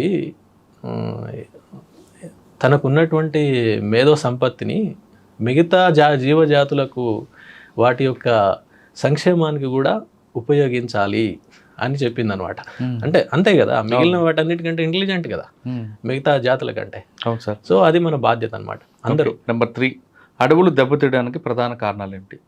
ముఖ్యంగా సార్, ప్రధానంగా ఈ ఒకటి ఇందాక అన్నాను కదా, వ్యవసాయం కోసం చెట్లను కొట్టేసి మొత్తం భూమి ఎంత అడవి ఎంత సాఫ్ చేసేసి ఎక్కువగా చేస్తున్నటువంటి సందర్భాలు ఉన్నాయి, చాలా చోట్ల ఉన్నాయి అన్నమాట. సో అది బాగా పెద్ద కారణం, ప్రధానమైనటువంటి కారణం. అది పోడు వ్యవసాయం కావచ్చు, లేకపోతే ఛత్తీస్గఢ్ నుండి వచ్చిన కొన్ని ప్రాంతాలు, ముఖ్యంగా గోదావరి బెల్ట్లో వాళ్ళు గుత్తికోయాలని ఉంటారు, వాళ్ళు అటువైపు కొంచెం ప్రాబ్లం ఉంది అక్కడ, ఆ శాంతి భద్రత సమస్య, ఏదో సమస్యలు ఉన్నాయి అక్కడ. వాళ్ళు లేకపోతే వాళ్ళు ఇటువైపు ఎందుకు వస్తారు, ఇటు వచ్చేసి వాళ్ళు అడవిలో చేరుతారు. అడవిలో ఎందుకంటే వాళ్ళు ఫారెస్ట్ డ్వెల్లింగ్ ట్రైబ్స్, వాళ్ళు బయట ఉండేవాళ్ళు కాదు, వాళ్ళ జీవన విధానమే అట్లుంటుంది. వచ్చేసి వాళ్ళంతా సాఫ్ చేసేస్తారు ఉండడానికి, అట్లనే వాడు వ్యవసాయం చేయడానికి కూడా వాళ్ళు మొత్తం దాన్ని సాఫ్ చేస్తారు. దానివలన బాగా నష్టం జరుగుతోంది. కరీంనగర్ నుంచి మీకు ఖమ్మం వరకు ఇది మనకు బాగా కనిపిస్తాయి. మీరు గమనించే ఉంటారు, శ్రీనివాసరావు గారి హత్య కూడా ఆ నేపథ్యంలోనే జరిగింది. అట్లా చాలామంది ఫారెస్ట్ ఆఫీసర్స్ ప్రాణాలు కోల్పోవడం అనేటువంటిది కూడా జరుగుతుంది. ఇంకొకటి డిగ్రడేషన్ అంటే అడవి ఉంటుంది కానీ దాంట్లో ఉన్న వాల్యుబుల్ టింబర్ ఇట్లాంటివన్నీ పోతాయి. అంటే టీకి ఇట్లాంటివి స్మగ్లింగ్ ఉంటుంది చూసారా, అది అట్లనే వన్యప్రాణులు చంపడం, ఇక ఇలాంటివన్నీ అటవీ నేరాలు ఉంటుంటాయి. వీటి కారణంగా అడవులు దెబ్బతింటున్నాయి. ఓకే, నెంబర్ 4 అండి, వన్యప్రాణుల పాత్ర ఏమిటి? చాలా జాతులు అంతరిస్తున్నాయి లేదా వాటి జనాభాలు తగ్గిపోతున్నాయి, ఎందుకు? ముఖ్యంగా వన్యప్రాణులు ఏంటంటే, ఇప్పుడు ఫర్ ఎగ్జాంపుల్ మీకు ఉదాహరణ మళ్ళీ నేను టైగర్ గురించే చెప్పాల్సి వస్తుంది. టైగర్ ఉందనుకోండి, ఆ ఫారెస్ట్ అంతా ప్రొటెక్ట్ అవుతుంది అంతే. ఒక టైగర్ ఉందనుకోండి, టైగర్ చేసే పని 100 మంది కూడా చేయలేరు, అంత చేస్తుంది అనమాట. అంటే అది ఉంది అంటే ఎవరు మీరు లోపలికి ఎవరు వెళ్ళరు, అంత ప్రొటెక్ట్ చేస్తారు. అయితే ఇక్కడ మన బాధ్యత ఏంటంటే దాన్ని మనం కాపాడాలి. ఎలా? ఇప్పుడు రకరకాలుగా మీరు దాంట్లో ఉన్న నెక్స్ట్ క్వశ్చన్ అదే ఏంటంటే, చంపుతుంటారు. ఏది రకరకాల పద్ధతులు చంపుతుంటారు. ఈవెన్ టైగర్ అనేది కూడా చంపడానికి వెనుకాడరు. ఎందుకంటే టైగర్ అనేది చాలా దాని స్కిన్, దాని అన్ని నెయిల్స్, ముస్టాష్, ఇవన్నీ ప్రతి ఒక్కటి విబ్రియా అంటారు, అవన్నీ కూడా ప్రతి ఒక్కటి చాలా వాల్యుబుల్. అంటే జనాలు అట్లా ఉంది. అంటే దాని చుట్టూ నిజానికి అవన్నీ మిత్స్ అండి, అవి మూఢనమ్మకాలు. ఇప్పుడు టైగర్ గోరు మెళ్ళ వేసుకుంటే ఏదో అనుకుంటారు, ఏమి కాదు, పులి చర్మ మీద కూర్చొని జపం చేస్తే ఎవరు వస్తారంటారు కదా. ఇప్పుడు గోరు ఉంది కదా, ఈ గోరులో ఉన్నటువంటి పదార్థం ఓకే కెరాటిన్ అని ఉంటుంది. ఓకే, ఆ కెరాటిన్ అనేటువంటిది మనం కట్ చేసి దీన్ని ఏం చేస్తాం, డస్ట్బిన్లో ఇస్తాం, అంతేనా? అవును, ఇదే పదార్థంతో అది తయారైద్దండి. కానీ పులి గోరు మెళ్ళ వేసుకుంటే అదే అంటారు, పులి చర్మం మీద కూర్చొని పూజ చేస్తే దేవుడు ప్రత్యక్షం అవుతాడు అంటారు కదా. అలా ఇప్పుడు అలా అనుకుంటారు కదా, మరి దీన్ని మీరు అందుకు వేస్తున్నారు అక్కడ. మనిషి గోరు కదా, మనిషి గోరు కదా, అంతే. ఇది మూఢనమ్మకాలు, మిత్స్ అనమాట అవన్నీ. ఇప్పుడు మీరు ఇందాక చెప్పారు కదా, కరెక్ట్ చెప్పారు అది. ఎందుకంటే నేను ఒక టైగర్ స్కిన్ ని సీజ్ చేశాను. సీజ్ చేసినప్పుడు అది పాపం దాన్ని చంపింది ఎక్కడంటే మహారాష్ట్రలో. స్కిన్ ని బెజూర్ వైపు పట్టుకొస్తుంటే మేము మాటేసి దాన్ని సీజ్ చేసాం, పట్టుకున్నాం. అది సేమ్ మీరు చెప్పినటువంటిదే. వాళ్ళు మేము ఎంక్వైరీ చేస్తే తెలియదు ఏంటంటే దాన్ని తీసుకెళ్ళి కూర్చొని దాని మీద కూర్చొని పూజ చేశారు. ఎందుకు, మీరు ఒక విషయం నేను చెప్తాను. మీరు ఎలాంటిదైనా తోలు లాంటిది మీరు కనుక వేసుకొని కూర్చుంటే కొద్దిసేపటికి మనకు అలా ఫీలింగ్ వచ్చేస్తుంది. ఎందుకంటే మన కండక్షన్ క్రిందికి పోదు. అంటే ఫర్ ఎగ్జాంపుల్ మీరు కొన్నిసార్లు చెప్పులు వేసుకొని స్లిప్పర్స్ వేసుకొని ఇంట్లో తిరుగుతూ ఉంటారు చూసారా, తిరిగినప్పుడు మన ఆటోమేటిక్గా మన లోపల కొంత ఎనర్జీ డెవలప్ అవుద్ది. ఆ డెవలప్ అయినప్పుడు అలా ఉన్నటువంటి వాళ్ళని కనుక మనం పట్టుకుంటే మనకు షాక్ వచ్చినట్టు అవుద్ది. మీరు గమనించినరో లేదో. ఎందుకు అవుతుంది, ఎందుకంటే వాళ్ళు వేసుకున్నటువంటి స్లిప్పర్స్ అది ఆ విద్యుత్ నిరోధకంగా ఉంటాయి, అందుకని క్రిందికి పోదు. నడుస్తున్నటువంటిప్పుడు ఏర్పడిన ఎనర్జీ వాళ్ళ బాడీలో అలాగే ఉంటుంది, ఎందుకంటే వాళ్ళు స్లిప్పర్స్ వేసుకున్నారు కదా. మీరు ఏమీ చెప్పులు లేకుండా మీరు వాళ్ళని పట్టుకున్నారు అనుకోండి, ఆ పవర్ మీ ద్వారా కిందికి పాస్ అవుతుంది. అప్పుడు మీకు ఆ షాక్ అనిపిస్తుంది. నేను ఇట్లా అనుభవించాను. కానీ కొంతమంది బెడ్షీట్లు పట్టుకుంటారు, అటువంటి వ్యక్తులు పట్టుకున్న షాక్ వస్తుంది. అంటే ఒకటండి, మన లోపల ఎనర్జీ ఏ కదలిక వలన ఇంకా వేరే కారణం వలన ఎనర్జీ కనుక ఉత్పత్తి అవుతుంది, అది సహజం. అది ఆ ఉత్పత్తి అయినటువంటిది కనుక క్రిందికి పోయే అవకాశం లేకపోతే వాళ్ళను వేరే వ్యక్తులు కనుక పట్టుకుంటే వాళ్ళు ఆ షాక్ని అనుభవిస్తారు. అంతే, దాంట్లో ఉన్న చిన్న ఫిజిక్స్ ఇది. అంతేగాని దీన్ని ఈ మూఢనమ్మకాల కారణంగా ఏమవుతుందంటే పాపం అవి చచ్చిపోతున్నాయి. అది తర్వాత సార్, వన్యప్రాణుల వధ ఎలా జరుగుతుంది? ఇవి చాలా ఇంపార్టెంట్ సార్. ఇవన్నీ కూడా చంపడం, తినడం అనేటువంటిది అనాదిగా ఉంది, లేదని కాదు. ఆది మానవుడు ఈ అన్ని సందర్భంలో ఉన్నాయి, కానీ అప్పుడు వేరు. అప్పుడు వాటి యొక్క సంఖ్య అవన్నీ కూడా చాలా ఉన్నాయి. కానీ ఇప్పుడు ఆ పరిస్థితి లేదు. కొన్ని జాతులు పూర్తిగా అంతరించే పరిస్థితికి వచ్చేసినాయి. ఇప్పుడు అన్నీ మీరేమైనా రాబందులు కానీ, లేకపోతే టైగర్ కానీ, లేక ఇతరత్ర ఉన్నటువంటి జింకలు, దుప్పులు, ఇవన్నీ వీటిని ఇప్పుడు చంపేస్తే ఇక మొత్తానికే జాతులే పోతాయి. అంటే ఇంత ఉన్న నంబర్ కాస్త ఇంతకు వచ్చేసింది. మిగిలిన వాటిని కూడా తర్వాత బుక్స్లో ఉంటాయి, బుక్స్లో ఉంటాయి, ఏముండవు. మ్యూజియంలో బొమ్మలు చూస్తాం మనం. ఓకే, వీటిని చంపడం ఎలా చేస్తారంటే బరిసెలు పట్టుకొని వెళ్ళడం, బరిసెలతోటి రాత్రి కూడా హంట్ చేయడం, లేకపోతే బాంబులు పెడతారండి చిన్న చిన్న. అంటే ముఖ్యంగా ఈ పందులు ఇట్లాంటి వాటి విషయంలో అది చిన్న మురిగిపోయిన మాంసం కానీ, లేకపోతే మొక్కజొన్న వాటి కానీ అందులో బాంబు పెట్టేస్తే అది తెలియకుండా దాన్ని కొరుకుద్ది. అది కొరకడం వల్ల మొత్తం పేలిపోయి చచ్చిపోతాయి అవన్నీ కూడా. ఇలా కొన్ని చేస్తుంటారు. అన్నిటికంటే ఇప్పుడు బాగా నడుస్తున్నటువంటిది ఏంటంటే కరెంటు తీగలు వేయడం. కరెంటు తీగలు మనం అడవి పక్క నుంచి పోయేటివి ఉంటాయి కదా, కరెంట్ లైన్లు ఉంటాయి కదా, పవర్ లైన్స్. ఆ పవర్ లైన్ నుంచి దొంగతనంగా సన్నటి జిఐ వైర్ ఉంటుంది చూడండి, ఆ వైర్ని అక్కడి నుంచి పవర్ డ్రా చేసి కింద వేసేస్తారు. కింద ఒక 1/2 మీటర్ ఎత్తుతోటి సింపుల్గా ఇట్లా కర్రలు పెట్టి, లేకపోతే పక్కన ఇట్లా గుంజి కట్టి ఇట్లా వేస్తారు. సాయంత్రం వేస్తారు వీళ్ళు, 5-6 ప్రాంతంలో వేసేస్తారు. ఆ దారి గుండా పోయేటువంటి ఏ యానిమల్ అయినా దానికి తగిలిందంటే షాక్ గురైతే చచ్చిపోతుంది. అలా టైగర్లు కూడా చచ్చిపోయాయి, టైగర్ చనిపోయాయి, దుప్పులు, జింకలు ఎన్నో చనిపోయాయి, పందులు చనిపోయాయి, ఈవెన్ మనుషులు కూడా చనిపోయారు, పశువులు కూడా చనిపోయాయి. ఇలా చాలా జరుగుతున్నటువంటివి అనమాట. దీన్ని మనం బాగా అరికట్టాల్సి ఉంటుంది. దీనికి పోలీస్ హెల్ప్ కూడా మేము తీసుకుంటాము. అలాగే పవర్ సప్లై చేసే పవర్ డిపార్ట్మెంట్, ఎలక్ట్రిసిటీ, అది పెట్టడం కూడా క్రైమ్ కదండి. క్రైమ్, అది క్రైమ్. అట్లా అటువైపు నుంచి చూసినా క్రైమే. ఇటు మనుషులు చనిపోతున్నారు, పోలీసు వైపు నుంచి దొంగతనం కరెంట్ తీసుకోవడం నేరమే కదా. నేరమే ఇవన్నీ. కానీ ఇవి ఫారెస్ట్ విలేజెస్ లో జరుగుతుంటాయి ఇవన్నీ. ఈవెన్ అవగాహన లేక లేదా ఎవరు పట్టుకోరని భరోసా. అంతే, పట్టుకోవడం అని అంటే అదే తెలియదు. ఎందుకంటే వాళ్ళు ఈవినింగ్ వేస్తారు. మేమేం చేస్తుంటామంటే వాటిని అన్నిటిని ఎప్పటికీ ఎక్కడెక్కడైతే వేస్తుంటారో, అంటే అన్ని చోట్ల వేయరు, ఏదైతే లైన్ ఎక్కడ ఉంటుందో, యాక్సెసిబిలిటీ ఎక్కడ ఉంటుందో ఇవన్నీ చూస్తూ మేము ఎప్పటికప్పుడు వాటిని శానిటైజ్ చేస్తాం, తీసేయడం. లేకపోతే ఆ చేసినటువంటి వాళ్ళు ఎవరున్నారు వాళ్ళని మేము మళ్ళీ తీసుకెళ్ళి విచారించడము, ఈవెన్ కేసులు బుక్ చేయడము, పోలీస్ తోటి వాళ్ళకు కూడా కౌన్సిలింగ్ ఇప్పించడము, ఇలాంటివన్నీ నిరంతరం జరిగేటువంటి ప్రాసెస్ సార్ ఇదంతా కూడా. తర్వాత సార్, అడవులు వన్యప్రాణుల కాపాడడంలో ప్రభుత్వాలు పౌరుల బాధ్యత ఏమిటి, అటవీ శాఖ విధి ఏమిటి? ముఖ్యంగా మేము అటవీ శాఖ విధి ఏంటంటే అడవుల్ని వన్యప్రాణులు కాపాడడం, ప్రొటెక్షన్ అనేది ఏంటి మా మ్యాండేట్ అనమాట. అది మ్యాండేట్ ఉన్నదే అందుకు. రెండవది దాన్ని డెవలప్ చేయాలి, ఉన్నటువంటి అడవిని అంటే రకరకాల పనులు చేయడం ఇట్లాంటివి చేస్తాం. ఇదే ప్రభుత్వాలు ప్రజల విషయానికి వస్తే మీరు చూసే ఉంటారు, రాజ్యాంగంలోనే ఉంది ఆర్టికల్ 48 and 51లో, ఆదేశిక సూత్రాల్లో ఉంటుంది. అది ఆదేశ సూత్రాల్లో ఉంటుంది. ప్రాథమిక విధి కూడా వీటిని కాపాడడం అనేది సిటిజన్స్, పౌరుల విధి అంటే కేవలం వాళ్ళెవరో చేస్తారని కాదు, క్లియర్గా మీకు అడవులు వన్యప్రాణులను కాపాడాలి అని రాసి ఉంటుంది దాంట్లో. అలాగే డైరెక్టివ్ ప్రిన్సిపల్స్లో కూడా ఆదేశిక సూత్రాలు ఉంటాయి కదా, తప్పనిసరి ప్రభుత్వాలు దీన్ని కాపాడడానికి అన్ని రకాల చర్యలు తీసుకోవాలి అనేటువంటిది కూడా ఉంటుందన్నమాట. సో వీటిని ప్రాధాన్యత రంగంగా దీన్ని గుర్తించాలి. అంటే ఏమైనా ఇప్పుడు మనం కేవలం ప్రభుత్వాల బాధ్యత కాదు, ప్రతి మనిషి తనని ఏ విధంగా కాపాడుకుంటున్నాడో ఆ విధంగా అడవిని కాపాడే బాధ్యత ఉంది. లేకపోతే మీకు రాను పీల్చడానికి కూడా దొరకదు, గాలి కూడా కొనుక్కోవాలి, నీరు కొనుక్కున్నట్లు దొరకదు. అలాంటి పరిస్థితులు వస్తాయి. ఓకే సార్, చెట్లు నరికివేత, జంతువుల వేట విషయాల్లో చట్టం ఏం చెప్తుంది? ఎస్ సార్, ఇప్పుడు జంతువుల వధ విషయంలో చాలా స్ట్రాంగ్గా ఉంటాయి సార్.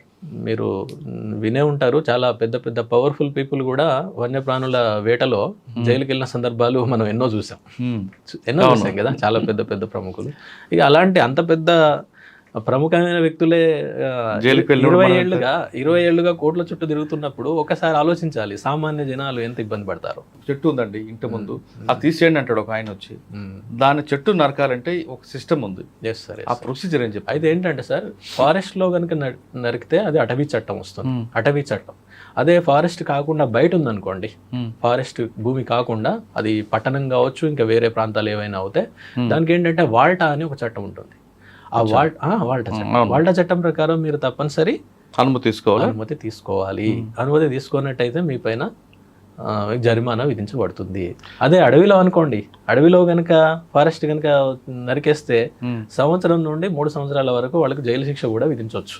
ఇది జరిమానాతో పాటు. సార్, ఇప్పుడు వాల్టా చట్టాన్ని వాల్టా డిపార్ట్మెంట్ని అప్రూవ్ చేయాలంటే ఏం చేయాలి? అంటే సంబంధించిన రెవెన్యూ అధికారులు ఇక ఫారెస్ట్ పీపుల్ వాళ్ళ నుండి అనుమతి తీసుకోవాలి సార్, తీసుకొని చేయొచ్చు. అంటే అది ఏ విధంగా మీకు బాగా ఇబ్బంది పడుతుంది, ఓకే, దానికి ఏం చేస్తారంటే మీకు అనుమతి ఇస్తారు. అనుమతి ఇవ్వడంతో పాటు వాళ్ళు చేసేటువంటి కొన్ని కండిషన్స్ ఉంటాయి, మళ్ళీ మీరు కొన్ని మొక్కలు పెట్టాలి. అట్లా ఆ కండిషనల్గా వాళ్ళు అనుమతిస్తారు, అప్పుడు మనం చేసుకోవచ్చు. అది కూడా అన్ని జాతులు కాదు, కొన్ని జాతులకి ఇస్తారు, కొన్ని ఎగ్జామ్టెడ్ ఉంటాయి, దానికి మనం ఎగ్జామ్టెడ్ మనం చేసుకోవచ్చు. సార్, మానవ వన్యప్రాణ సంఘర్షణ ఎందుకు ఏర్పడుతుంది? అదే సార్, ముఖ్యంగా ఏంటంటే అడవులు నాశనం కావడం, అడవులు ఉన్నటువంటివి కాస్త వాటి క్వాలిటీ దెబ్బతినడం వల్ల ఇవి బయటకు వచ్చేస్తున్నాయి. వాటి ఆహారం కొన్ని చోట్ల మీకు చెప్తాను. ఇప్పుడు ఇండోనేషియా లాంటి దేశాల్లో అడవి పుల్ల సంఖ్య బాగా తగ్గిపోయింది. ఎందుకు తగ్గిపోయింది అని రీసెర్చ్ చేసి తెలిస్తే ఏమైంది తెలుసా? టైగర్స్ వేటినైతే తింటాయో వాటిని వేటాడి వీళ్ళు తినేశారు. అంటే వీళ్ళు తిని సరిపోక అంటే దాన్ని ఏమంటారు, ప్రే బేస్ తగ్గిపోవడం వలన టైగర్స్ బయటకు వచ్చేస్తాయి. ఎస్, అంటే ఇలా కారణాలు రకరకాలుగా ఉంటాయి. అంటే ఆవాసం దెబ్బతినడం కావచ్చు, ముఖ్యంగా ప్రధానంగా ఆవాసం దెబ్బతినడమే. ఇప్పుడు దాని యొక్క అడవిని మనం వ్యవసాయం కోసమో ఇంకా ఇతరత్ర వాటి గురించి మనం నాశనం చేస్తున్నాం అనుకోండి, మరి అవి ఎక్కడ ఉంటాయి, బయటకు వచ్చేస్తాయి. అట్లా. అలాగే మనం రకరకాల అవసరాల కోసం ఫారెస్ట్ని ఉపయోగించుకోవడం సార్. ఓకే, అంటే కొన్ని కలప కోసం, కలపేతర, ఇప్పుడు ఫర్ ఎగ్జాంపుల్ తునికాకు, లేకపోతే చీపురు, లేకపోతే రకరకాల గమ్స్, వీటన్నిటి గురించి కూడా ఆ చుట్టుప్రక్కల ఉన్నటువంటి వాళ్ళు వాటి మీద ఆధారపడతారు. ఉంటాయి, వాళ్ళకు కూడా ఉంటాయి. అలాంటి సందర్భంలో కూడా గతంలో అంత పెద్దగా జరిగేటివి కాదు, కానీ ఇప్పుడు ఆవాసం దెబ్బతినడం కారణంగా ఇవి కొన్ని జరుగుతున్నాయి. సార్, పులులు, చిరుతలు, ఎలుగుబంట్లు, ఏనుగులు వంటి జంతువుల వలన సంఘర్షణ తలెత్తినప్పుడు, శాకాహార జంతువుల వలన నష్టం కలిగినప్పుడు ఏం చేయాలి? సార్ ఇదేంటంటే ఒకవేళ మనకు 2-3 రకాలుగా ఉంటాయి సార్ ఈ ప్రాబ్లమ్స్. ఒకటి ఆ యానిమల్ వలన ఇంజూరీ కావడం, మనుషులు ఇంజూరీ కావడం. రెండవది చనిపోవడం కూడా జరుగుతుంది. ఇంకొకసారి కొన్ని అవయవాలు కోల్పోవడం అలా జరుగుతుంది. లేక పంటల డ్యామేజ్ కూడా జరుగుతుంది. పందులు వచ్చేస్తాయి, విపరీతంగా నాశనం చేసేసి వెళ్ళిపోతాయి. సో ఇది జరిగినప్పుడు ఏనుగులు వస్తాయి, చెరుకు పంట నాశనం జరుగుతాయి. ఇప్పుడు మొన్న అక్కడ దాకా ఏనుగు ఒకటి ఇదే బెజూర్ ప్రాంతంలోనే పెంచుకలపేట రేంజ్ అని ఉంటుంది. 3 రేంజెస్ దాటుకుంటూ ఒకవైపు నుండి ఎంటర్ అయ్యి ఇంకో వైపు నుండి వెళ్ళిపోయింది. ఈ వెళ్ళిపోయే క్రమంలో 2 చంపేసింది. అది 2 చనిపోయారు, 2 ప్రాణాలు పోయినాయి పాపం. ఎందుకంటే అక్కడ ఏనుగు టాపిక్ వచ్చింది కాబట్టి, ఏనుగు చంపడం అనేది సాధారణంగా చేయదు. అవును, ఏ జంతువు అయినా సరే తన ప్రాణాన్ని కాపాడుకోవాలనే ఉద్దేశం ఉంటుంది తప్ప మనుషుల మీద అటాచ్ చేయడం ఉంటుంది. ఏనుగు మనకు కాషన్స్ ఇస్తుంది అటు కదండి. అవును, అన్ని టైగర్ కూడా, ఏ యానిమల్ అయినా కూడా. ఇప్పుడు మీరు అక్కడ దాకా ఎందుకు సార్, మీరు మనకు బాగా తెలిసిన ఎగ్జాంపుల్ నేను ఒకటి చెప్తాను. ఇప్పుడు మీరు కుక్కలు ఉన్నాయి అక్కడ, ఓకే, మనం వెళ్తున్నాం, మనం మరీ దగ్గరికి వెళ్ళామనుకోండి, అది వెంటనే మన మీద పడేమి కరవదు. అది ఫస్ట్ అది మనకు గుర్రమంటది, అది వార్నింగ్ ఇస్తుంది. అప్పుడు మనం ఎక్కడో మాట్లాడుతూ ఉంటాం, ఏ మొబైల్లో చూస్తూ ఉంటాం, మనం ఏమి పట్టించుకోం దాన్ని. అంటే జనరల్గా మన హ్యూమన్ టెండెన్సీ అది, నేను పర్సన్ అనట్లేదు. అయినా చూడకుండా దాని దగ్గరికి వెళ్ళిపోతాం, మీద పడితే. అంటే ప్రతి దానికి ఏంటంటే దానికంటూ ఒక బార్డర్లో ఉన్నప్పుడు ఒక ప్రత్యేకమైన ఏరియా ఉంటుంది. ఆ ఏరియా వరకు అది థ్రెట్ను పర్సీవ్ చేయదు. ఏం కాదులే, ఇక్కడి వరకు వచ్చినా కూడా నేను వెళ్ళిపోవచ్చు అని అనుకుంటుంది అనమాట. మీరు ఆ లిమిట్ని కూడా దాటారు, మీద పడితే. ఏనుగు ఏం చేస్తుంది? అయితే ఇది కూడా ఇప్పుడు మొన్న జరిగింది కూడా, వస్తున్నప్పుడు ఈ ఏనుగు గురించి మన ప్రాంతంలో ఐడియా లేదు. ఎందుకంటే ఏనుగులు మన అడవిలలో లేవు. ఈ మధ్యలో వచ్చినటువంటిది అది. బహుశా కొన్ని దశాబ్దాలు శతాబ్దాల చిత్తూరు, శ్రీకాకుళం ఇటువైపు ఉంటాయి. మన దగ్గర ఒకప్పుడు ఉన్నాయేమో మరి మనకు తెలియదు. ఎందుకంటే మన టెంపుల్స్ మీద మనం కథలు చెప్పుకునేటప్పుడు, లేకపోతే హిస్టరీ చెప్పుకునేటప్పుడు మనం చదువుతాం వీటన్నిటి, రాజులు ఇంతగా పెంచేవాళ్ళు అది ఇది అని చెప్పేసి. బహుశా మరి అప్పుడు ఉన్నాయేమో మనకు తెలియదు, రికార్డ్స్ మనకు తెలియదు. కానీ బహుశా నేను అనుకుంటున్నా ఇప్పుడు అవి ఛత్తీస్గఢ్లో ఉన్నాయి. యాక్చువల్గా ఛత్తీస్గఢ్ నుండి మహారాష్ట్రకు వచ్చేసినాయి. మహారాష్ట్ర నుంచి మనకు ఆనుకొనే ఉంది బెజూర్, కాగజ్ నగర్, దానికి ఆనుకొనే ఉంటుంది. సో మళ్ళీ దాని యొక్క విస్తరణ, దాని యొక్క ఏరియా విస్తరణలో భాగంగా వచ్చినాయా మనకు తెలియదు. దాన్ని స్టడీ చేస్తే తప్ప మనకు అర్థం కాదు. అయితే ఈ ఏనుగు రావడంతో ఇక్కడ ఏంటంటే వీళ్ళకు పాపం తెలియదు ఏనుగు అనేటువంటి విషయం, దాన్ని ఎట్లా హ్యాండిల్ చేయాలో తెలియదు. ఈవెన్ టైగర్ తెలుసు, టైగర్ గురించి వచ్చినప్పుడు మనం ఎట్లా కాపాడుకోవాలనేది వాళ్ళకి ఐడియా ఉంది, కామన్ పీపుల్కి. కానీ దీని గురించి ఐడియా లేకపోవడం వల్ల తక్కువ అంచనా వేశారు దాన్ని. అది కాకుండా యానిమల్ చాలా పెద్దగా ఉంటుంది, మనం దగ్గరకు వచ్చేసరికి మనం వెళ్ళిపోవచ్చులే, అలా కొన్ని మిస్కన్సెప్షన్స్ ఉన్నాయన్నమాట. వాటి కారణంగా వాళ్ళు ఒకరైతే ఫోటో తీస్తున్నారు దాన్ని. సో ఇక అది unfortunately really it's a great. ఏనుగు ఎదురు పడినప్పుడు ఏం చేయాలి, ఎలా తప్పించుకోవాలి? అంటే జనరల్గా సార్ మనం ఎప్పుడు కూడా కొన్ని 100 మీటర్లు మనం దానికి దూరంగానే ఉండాలి. ఎందుకంటే అది వైల్డ్ యానిమల్. వైల్డ్ యానిమల్ ఎలా బిహేవ్ చేస్తుంది అనేది మనం ఎప్పుడు కూడా చెప్పలేం. Few hundreds of metres you should be away from it. So దాన్ని మనం ఎప్పుడు కూడా డిస్టర్బ్ చేయకూడదు. దాని మానసిక స్థితి ఎలా ఉంది ఏంటనేది మనకు తెలియదు. ఇప్పుడు పక్క ఉన్న మనుషుల సివిలైజ్డ్ పీపుల్ యొక్క మెంటాలిటీనే మనం ఒక్కొక్కసారి అంచనా వేయలేము. అలాంటిది it is a wild animal.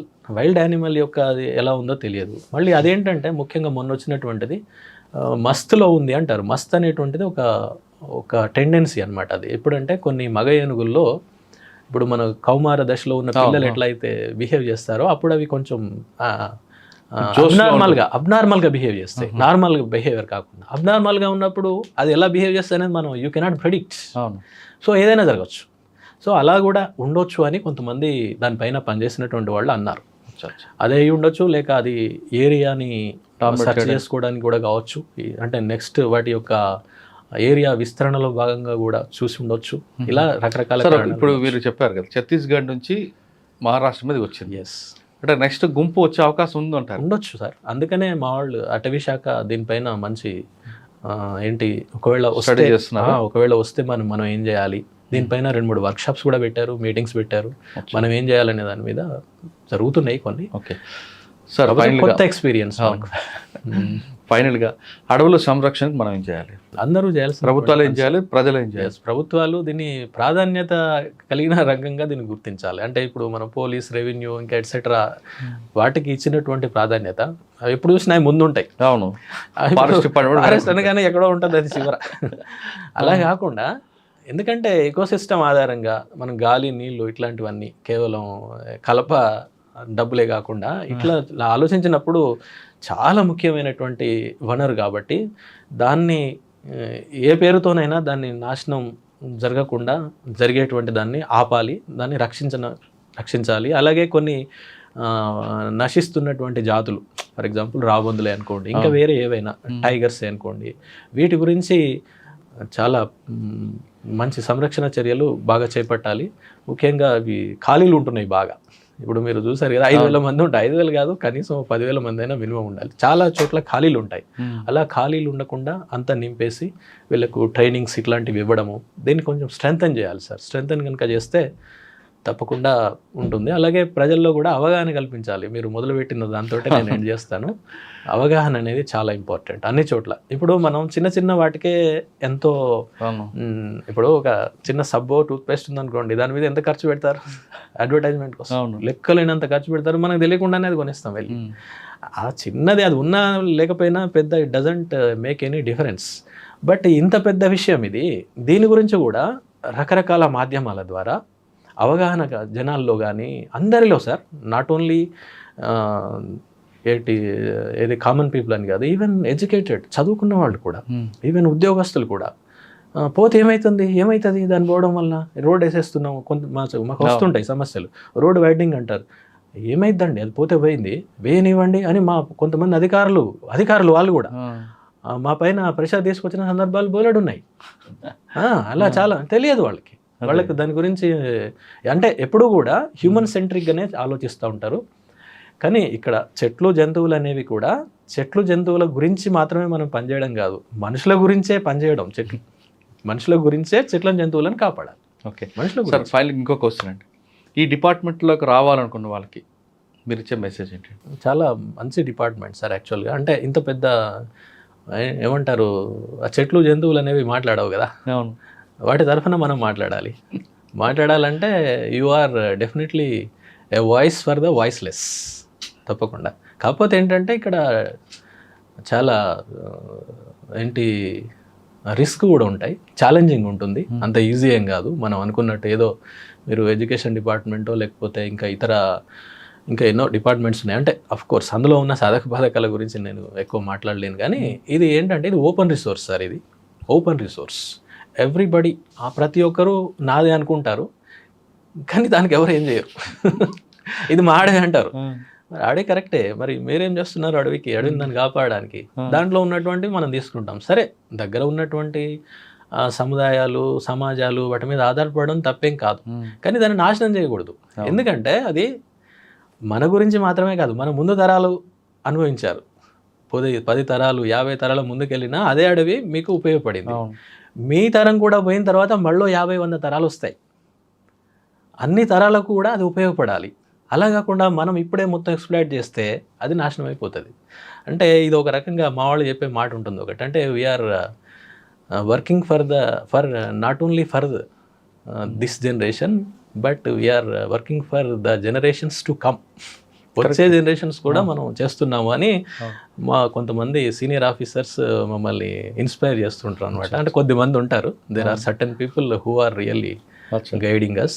కాకపోతే రిస్క్స్ ఉంటాయి, నేను కాదనట్లేదు. చాలామంది వదిలిపెట్టిపోదాం అది ఇదని అనుకుంటూ ఉంటారు వేరే ప్రయత్నాల వల్ల, ఎందుకంటే వాళ్ళకు కొన్ని ప్రెషర్స్ కూడా ఉంటాయి అనమాట. ఇప్పుడు నేను మీకు ఇందాక అన్నాను కదా, చదువుకున్న వాళ్ళే సహకరించట్లేదు, వేరే ఇతర ఉద్యోగస్తులే సహకరించారు. పోతే ఏమవుతుందండి, అదేం పోతే ఏమవుతుంది, వేసేద్దాం, రోడ్ వేసేద్దాం, లేకపోతే అది కట్టేద్దాం, ఇది కట్టేద్దాం. కరెక్టే సార్, దానికి ఒక ప్రొసీజర్ ఉంది కదా. ఇప్పుడు ఒకటి మీరు రోడ్డు వేయాలన్నా, వేరే ఏదైనా కట్టాలన్నా కూడా నేను ఇక్కడ మీకు ఒక మాట చెప్పాలి, ఎలాంటి డెవలప్మెంటల్ వర్క్స్కి ఫారెస్ట్ డిపార్ట్మెంట్ ఏం వ్యతిరేకం కాదు. మీరు ఒక రోడ్ వేస్తున్నారు, చిన్న రోడ్డు కాస్త 4 లేన్ల రోడ్ వేశారు, దానికి పర్మిషన్ తీసుకోవాలి. ఒకటి అటవీ సంరక్షణ చట్టం 1980, ఫారెస్ట్ కన్జర్వేషన్ యాక్ట్ 1980 అని ఒకటి ఉంటుంది. అది ఏం చెప్పిద్దంటే, మీకు ఫర్ ఎగ్జాంపుల్ మీకు ఒక 100 ఎకరాల భూమి కావాలి ఒక రోడ్డుకి, మీరు 100 ఎకరాల భూమి మళ్ళీ వేరే చోట ఇవ్వాలి. ఇచ్చి మీరు ఇచ్చేటువంటి భూమిలో ఎట్లాగో చెట్లు ఉండవు, మళ్ళీ చెట్లు పెంచే విధంగా డబ్బులు కూడా ఇవ్వాలి. ఓకే, అయిన తర్వాత మీకు ఇది హ్యాండ్ ఓవర్ చేస్తారు. కరెక్టే కదా అది. రైట్. అట్లా లేకపోతే ఏమవుతుంది, ఉన్నది కాస్త పోతుంటుంది కదా, అవునండి, చివరికి అక్కడ ఏం మిగలదు, ఇక అడవి ఏం మిగలదు. రైట్. ఇది అందరూ ప్రొసీజర్ ఫాలో కావాలి. ఇంకా దురదృష్టం ఏంటంటే కొంతమందికి ఇది ఉన్న సంగతి కూడా తెలియదు. కొంతమంది ఏమో నిర్లక్ష్యం చేస్తారు. ఏం కాదులేండి, ఏమున్నది, చిన్నదే కదండి, దానికి ఏమవుతుంది, మీరు చేసేయండి అని మాట్లాడే వాళ్ళు కూడా చాలామంది ఉంటారు. కానీ ఎప్పుడైతే ఈ అవగాహన కల్పించడం అనేది జరిగితే, ఈవెన్ కోర్టుల్లో కూడా సార్, కోర్టులోకి వెళ్ళినప్పుడు కూడా ఎలా ఉంటుందంటే, ఈవెన్ మ్యాజిస్ట్రేట్స్ అట్లాంటి వాళ్ళకి మేము సార్ ఈ చెట్లు కొట్టారు, జంతువులు కొట్టారు అంటే, వాళ్ళు ఈ మనుషులకు సంబంధించి ఎన్నో చూసుంటారు కదా, మనుషులదే పెద్ద పట్టించుకున్నప్పుడు ఈ జంతువులది ఏముందండి అన్న మాట్లాడే సందర్భాలు కూడా చాలా ఉంటాయి. కానీ మేము వాళ్ళకి కన్విన్స్ చేయాలి, అట్లా కాదు సార్, ఇలా ఉంటుంది, మీరు దీన్ని ఇట్లా చేయండి. అలాగే ఎవిడెన్సెస్, అది కూడా పెద్ద సమస్య మాకు. ఎందుకంటే ఇది అడవులలో జరుగుతాయి సార్, అవును, లోపల ఎక్కడో జరుగుతుంది. అక్కడ ఎవడు మీకు ఎవిడెన్స్ ఇస్తాడు, అడుగుతాడు. ఇవి చాలా వరకు ఇదో పెద్ద తలనొప్పి అయిపోతుంటుంది. అయినప్పటికీ మేము రిమైండ్ చేస్తుంటాము, ఛార్జ్ షీట్స్ వేస్తుంటాము, చూస్తుంటా. అంటే మా సిబ్బంది, పరిమితమైన సిబ్బంది ఉన్నప్పటికీ కూడా we try best to do our level best. Okay, చూస్తుంటాం. సమస్త మానవాళి హాయిగా ఆరోగ్యంగా ఉండాలంటే అడవులు అవసరం అంటున్నారు రామ్మోహన్ గారు. అడవిని కాపాడే బాధ్యత కేవలం అటవీ శాఖ ఒకటే కాదు, ప్రతి ఒక్కరు కూడా బాధ్యతగా తీసుకుంటే అడవి అనేది మనకే కాదు భావి తరాలకు కూడా ఎంతో ఉపయోగపడుతుంటారు. ఒకవేళ అడవి కానీ కనుమరుగైతే అది కేవలం పుస్తకాలు మాత్రమే పరిమితి అయితే కరోనా లాంటి పరిస్థితులు మరొకసారి వచ్చే అవకాశం ఉందని చాలా స్పష్టంగా తెలుస్తుంది. ఇది రామ్మోహన్ గారితో ఎక్స్క్లూజివ్. వచ్చే వారం మరొక ఇష్టం మళ్ళీ కలుద్దాం. అంతవరకు నమస్తే. Thank you sir, thank you very much. నమస్తే. మీరు ఎంత సబ్జెక్ట్ ఇచ్చారంటే వినే వాళ్ళకి మరి వాళ్ళు ఏ విధంగా తీసుకుంటారో చూడాలి. తప్పకుండా సార్, థ్యాంక్ యూ. నమస్తే.